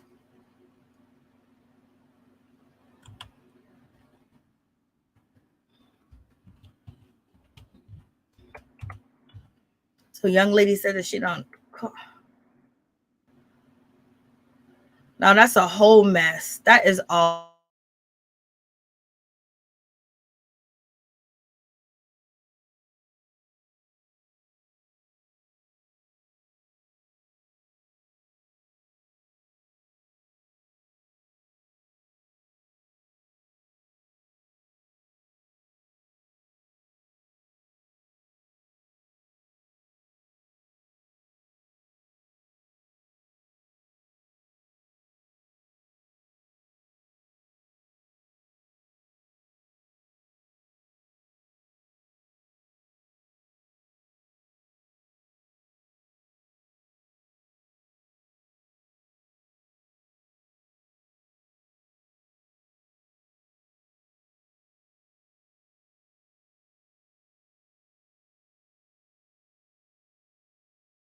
This is all crazy. Like,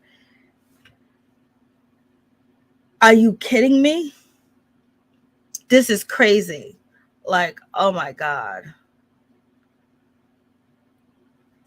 And think about it. Every time you go into the store, what do they sell?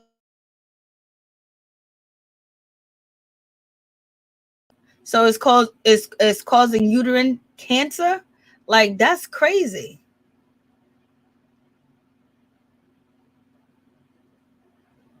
That is definitely crazy. Like, I knew, you know, sometimes you don't know, but it just be like, I'm gonna stop using this. I'm gonna stop. You don't know. It just be like your intuition, you know, coming in. So this young lady said that she got uterine cancer.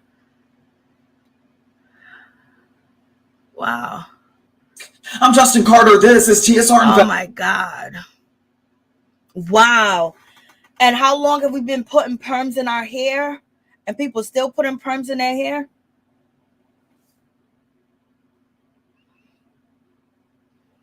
Which led to her having a hysterectomy as a result of years of relaxer use. She also learned that the National Health Institute have been tracking over 33,000 women for 11 years, citing those who reported frequent use of hair straightener products were more than twice as likely to develop uterine cancer.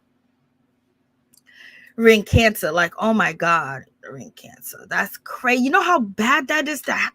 The most disturbing part is that the companies like L'Oreal and Soft Sheen could have been aware of the risks associated with it, and they didn't do anything. They prolonged the use and failed to warn consumers. Black women are now breaking their silence and seeking justice for what they consider negligence on the behalf of the relaxer industry. Jenny Mitchell, along with countless other women, are now filing a federal lawsuit against several major hair care manufacturers. Could this be a case of companies being misinformed? Like, wow, this is crazy. Like, you know, like for real. So, you know, people been using perms since God knows when. I remember getting perms back in the day when I was a kid before church.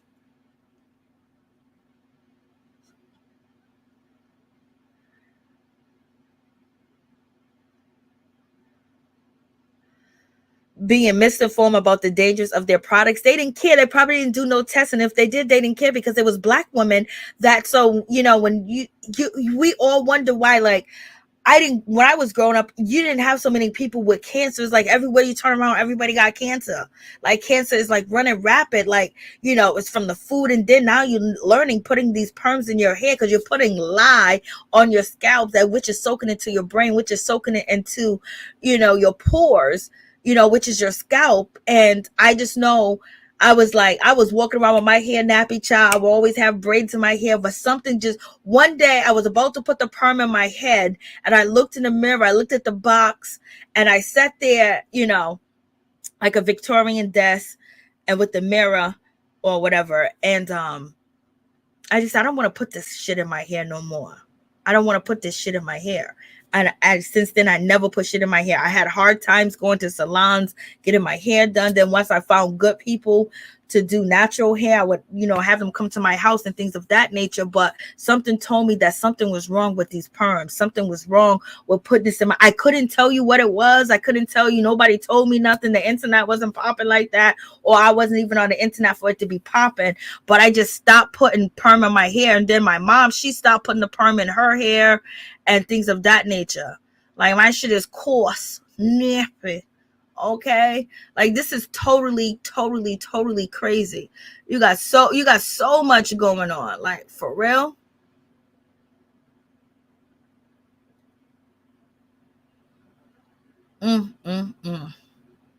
Whole mess, y'all. Whole mess. Craziness. Just craziness. Like, I don't even know what to tell y'all.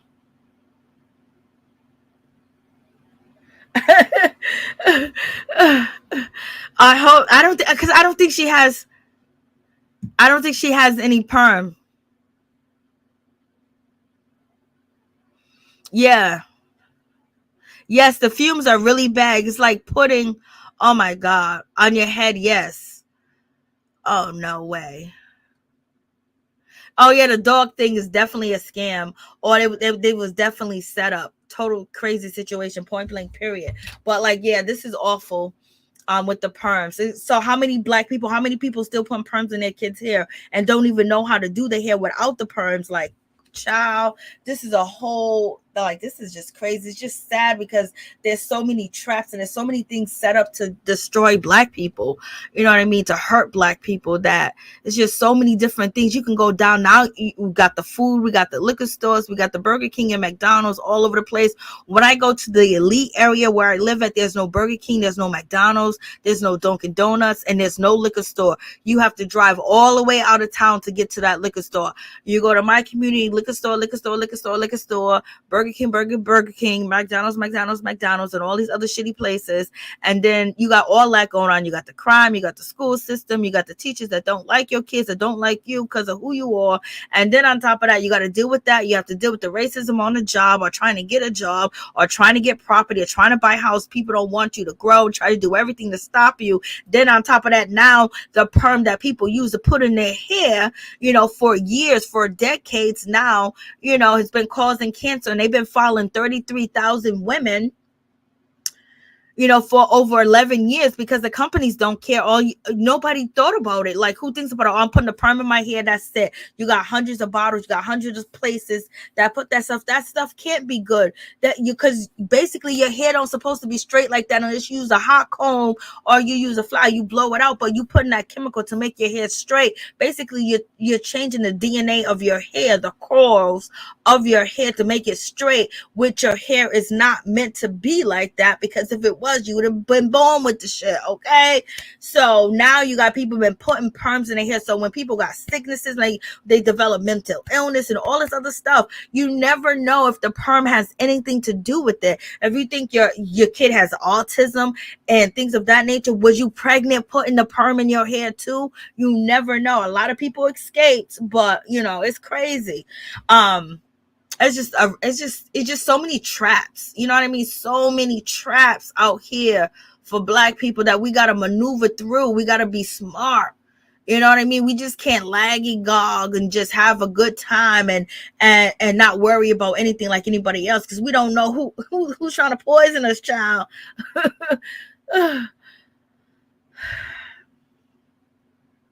At this point, I'm scared to Axe spray gonna be a problem. I think Axe spray is already a problem, child. I think that was like 5 years ago they was talking about it.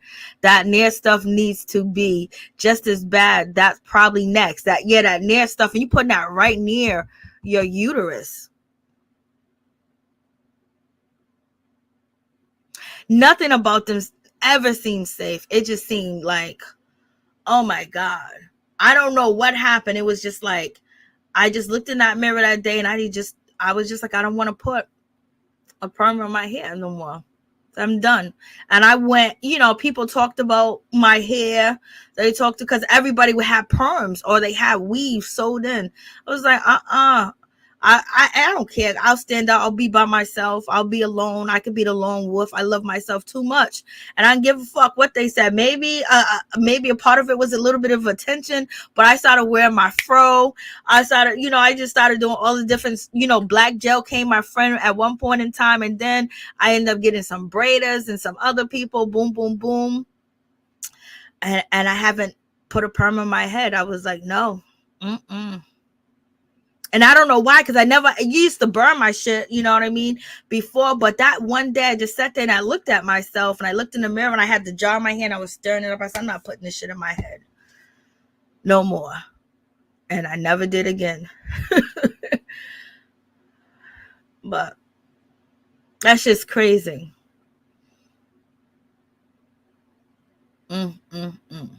Just a whole mess. Just a whole mess. Yes. Just a whole mess. Oh my God. It's just so much going on that is just so crazy. This world is just, you have to find peace. You have to find solitude within yourself and just find some joy somewhere. Let the little bitty thing bring you joy, because this world's full of a lot of people that want to bring all types of stuff to you. And you see stuff, you got to watch out for these traps, man. Everybody trying to act like it's kumbaya, and kumbaya, not for black folks. Can't even go out of the country without 3 black people went out the country and got robbed and lost their life. Now they can't even get the bodies back over here. Come on. You know, it's just like so much disrespect that Black people go through and face. And it's just like everybody feel like they can just trample on us all the time. They can just trample on Black people. Oh, you Black people are next in line for your monte. We ain't getting no monte. Everybody else got their money, but we didn't get our money. We didn't get our land. We didn't get our stores. We didn't get our liquor license. Why all the stores in the hood ain't, none of them are owned by Black people. You know why? Because there's certain people that can give you a liquor license. You got to go through that board. You got to pay them that money, blah, blah, blah. And then some of them people will hate to just give a Black man or a Black woman a liquor license.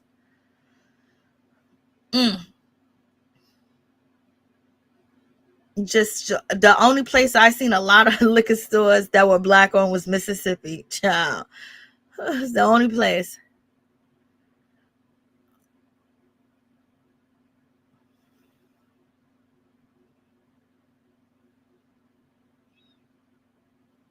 Okay, so Bambi's letting us know that she voted. Y'all, go pick up all those toys off the floor. Not for, I'm just playing, honey. Come here, come here, come here, come here. I'm so sorry. I was just joking with you. I did not mean that. Mommy was just joking. I'm so sorry, honey. You forgive me? It was a joke. Silo, you good? Can you go pick up the toys for me? Oh, thank you so much, honey. But you really don't have to. You can make a mess down here as much as you want. This is your space, okay? It's okay. Let me see your bucket.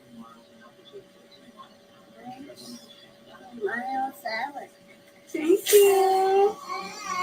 What you doing? You want some rough parenting too? Huh? You want me to rough you up? You want me to rough you up too, honey? Huh? All right, y'all. Good night. Bambi's acting up. All right, so since y'all so mad about gentle parenting and y'all want me to rough parent, let's get into it. Y'all, go pick up all those toys off the floor. Not for, I'm just playing, honey. Come here, come here, come here, come here. I'm so sorry. I was just joking with you. I did not. So Bambi was just joking because, you know, people are coming for Bambi's parenting because she says that, you know, she likes to gentle parent and things of that nature. But so she did the joke. And then, you know, people are saying like, you know, she shouldn't gentle parent because blah, blah, blah. Kids understand this. They understand ass whoopings and yelling and screaming. And she goes, no, she preferred to be a gentle parent. And then this is what she says, because people was getting at her. Why so many people have an issue with the term gentle parenting and the way that people are raising their kids now. I don't understand it. I don't feel like gentle parenting is a direct correlation between like your kids being disrespectful and walking all over you and all that types of stuff. I feel like, you know, gentle parenting is a space where you create for your kids so that they can feel like they have a voice, they have an opinion, you can help regulate their emotions and their feelings and truly try to tap into what they got going on, right? I feel like when this is done properly, our kids go out into the world. They can be respectful because they have been respected at home. They can choose the people that they feel are appropriate to be around them, the people that value them and respect them and show empathy and all that types of stuff. Now, on the flip side, the people out here who feel like it's cool to just go ahead and backhand your kid in the mouth because they talking back, what is that showing your kid? We ain't supposed to hit dogs. We ain't supposed to hit old people. We ain't supposed to do none of that shit. But you're telling your kids that they really ain't shit because, you know, they can just be backhanded in the mouth at any moment with no consequence. So for the longest, I've been trying to figure out why so many people have an issue.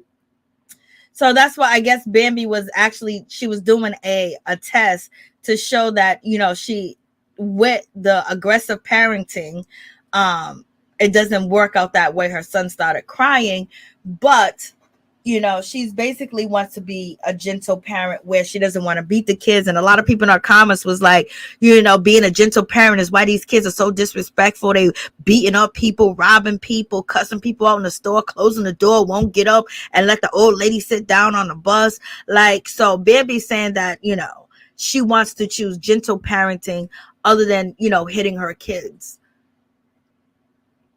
Shit, I wish that I would. Girl, she's stupid. What? Her teeth scare me. You guys are so wrong. I thought she was saying Momma Dee was a rough parent. No, she was acting. She was trying to show people. Oh, she petty. Rough parenting. So basically, she was trying to show that it's better. Basically, she was trying to show it's better to, raise your kids without beating them. And some of these kids, these parents beat still bad. Still bad. That was not smart. She made her baby cry. Lord have mercy. But she left it up there. They got on Bambi because she was buying her daughter's white Barbie dolls and things of that nature. But she was trying to prove a point, yelling at her kid, and made them cry. But when she talked sweetly to them, they pick up the toys. But she was trying to give us a demonstration. And that's what she did, because people was, coming for her neck, talking about she need to beat her kids. I'm not the one to beat kids. I like to talk to kids. I like to talk to them, see where they're coming from, give them lessons and stuff like that. The beating part, shit. I wish they had gentle parent. I wish they had DCYF. I wish they had the whoop police. So I stay getting the whooping because I was a bad child. I mean, like a bad child as far as I used to tear up shit. I used to mess up stuff, come back with my hair all messed up, clothes all white when I leave the house, come back all dirty when I was a small child, or come back with cuts because I used to, just be a tomboy. But in any event, back then it's like, you better not sit down and close your legs. Shit, I had my shorts under my skirt. I was gone. Girl, stupid. You guys are too funny. Of course, her son is going to start crying. She doesn't normally talk to him like that. He was frightened. I know. So it makes no sense. So I guess she was trying to just show, see, look. Yelling scares the kids, but if she normally yell at the kids, when you normally yell and scream at your kids, they're not going to listen to you. It's just going to be music and noise in their ear because you do the same thing each and every day. So you can tell that she is a gentle parent, and she tried to show the hardcore, situation, and went terribly wrong. So why won't she call Momma Dee? Let Momma Dee help you parent. That's all Momma Dee wants. She just wants, to be a part of y'all life. She just wants to feel like she's important. She just want to feel like y'all need her for something. Because I don't think anything happened between Bambi and Kurt. Or, Rasheeda just is a forgiving person. She forgive Kurt from having a baby on her.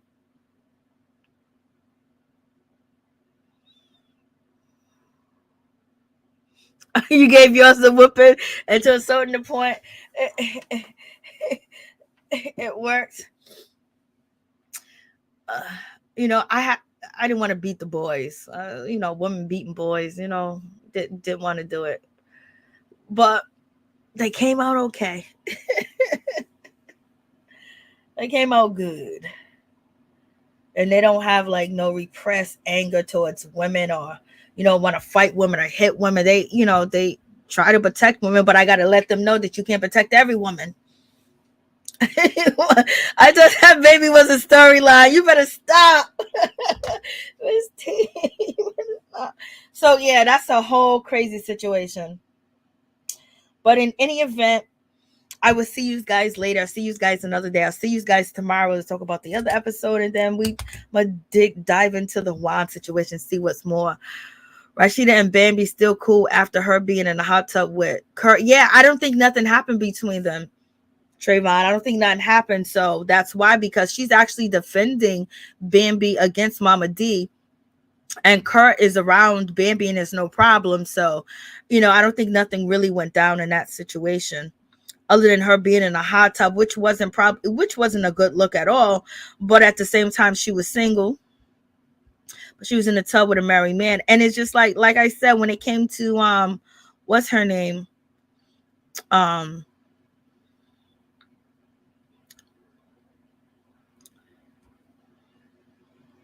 Candace's sister, kind of like showing off the breasts and the stomach. And it's like with Erica's around these married men like Scrappy, Kurt, and if you want to conclude Jock, and then you have Mendices, and she's like really like almost like butt naked, breasts hanging out, everything hanging out, just everything showing. Like, I don't know. I wouldn't feel comfortable dressed like that around my friends' men, because dudes are gonna look, and they might fantasize, or they might think that, oh, let me pull up, let me flirt with her. Like, sometimes I know you should be able to wear whatever you want to wear, but a lot of people can't control their urges, and you know what I mean. I just don't want your man staring at me and looking at me, because I know he gonna look. So I don't want to be like just flossing everything around. It all depends. Like, we're in a nightclub, that's one different thing. But these girls be half naked around other people's men. I'd be like, oh, that's disgusting. Like Quad, she's another one that be naked around other people's men. Which you have a right to wear whatever you want, but I don't know. Maybe it was just the way that I was raised, that, if I'm chilling with my friends and they got their husbands, and I don't want to be naked. I don't want to be naked around your husband. I don't want to be naked around your boyfriend. I don't want them looking at me like that. I don't know. I just don't feel comfortable like that. And I don't like, having friends too, like they want to be naked around your man. You just be like, damn. Now, if I come around naked, your man will be trying to take me into the room. Then that means he ain't your man. But at the same time, I don't know. I guess it was just something that I was raised with, like, the hell you naked around this man? Oh, the reunion from Miami was just whack. Karen said it's okay for them to look. Ray said so. I know. Just, and sometimes people are just like, you don't know what's in a person's really heart. Like, this is your friend, you grew up together, blah, blah, blah. This is my sister, whatever. But you heard the stories of sisters sleeping with people's husbands, and from best friends sleeping with your husband and stuff like that. And then you got your best friend at your house and she's walking around half naked and shit like that. You know what I mean? Even Egypt was upset with her cousin because she felt like her cousin, TT was walking half naked around her man trying to tempt him. You know what I mean? Like, I don't think, TT was doing that, but I just think that, like I said, we all going out, you know what I mean? I be telling me what y'all wearing, man. Like, I don't know. It just, and then sometimes females like to do a lot too. They just want to get on the ground and start doing everything and half neck, acting like they're going to be your biggest fantasy, your wild desire. Like, you're doing too much around my man. If you a stranger, that's fine, but don't be my friend doing too much. That's just me. I think I was I would never, ever, Portia, if I was that other girl, I don't know who she is anymore, but if I was that other girl, I would never have big booty Portia, big booty sister, big booty other girl at my house. No. I said that from the get-go. Thank you. Who really raised these heifers? I just think that's just way too much. They be doing, like, if you a stranger, but they be doing everything. They be popping it and all types of stuff, half naked in front of your man. And then on top of that, you be knowing some of these girls are just loose as a goose. Like, what you doing, chick? What you trying to do? I once had a best friend who would tell me she had a crush on my man. Lord, that's fine. Fallon. Yeah. See, she told, at least she's being honest with you and stuff like that. So you can, let her know what's up. And then also, keep an eye on the whole situation. But at least she was real with you and she told you the truth. Because these other ones would just be trying to tease your man. And they know what they're doing. And in their head, they'll be telling other people, he was looking at me. You see Mia, you see Mia from Real Housewives of Potomac. Oh yeah, he was staring at me. And knowing that Chris was not staring at her. Yes, they be super thirsty and super no class. Like, just way too much. Just be butt naked, doing all that. Almost butt naked, shaking everything. No drawers on, no bra on, no nothing. Just doing the most. Like, what do you think I'm gonna think? Why are you doing that in front of my man? Like, we all together, sitting here chilling. Why you come here just like that? We ain't on no red carpet. We ain't at no nightclub. Why you doing too much? Why you come to the picnic like that? That's just like, come on, there's kids here too. Me and her friend thinks it's cute. I know. So terrible. So in any event, thank you guys for coming through. I appreciate each and every one of you. Yeah, you never really know a person' real intentions. You never know. You think you know, but you never really know what they would do. And you don't know what your partner would do. So sometimes you have to eliminate situations from happening. And sometimes you got to pick and choose the friend that you want around your husband, because you may have a friend that's loose as a goose and will sleep with anybody, but really don't want to hurt you. But she just addicted, to it. So you don't bring that friend around. You don't invite her around, okay? you don't invite you got to pick and choose who you bring around into your home, okay?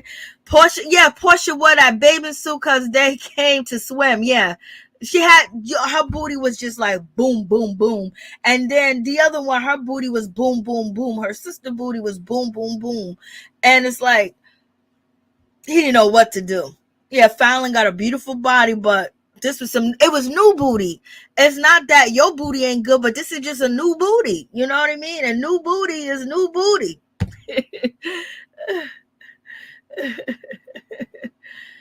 I would never bring anyone like Portia around my man. Portia never. No way.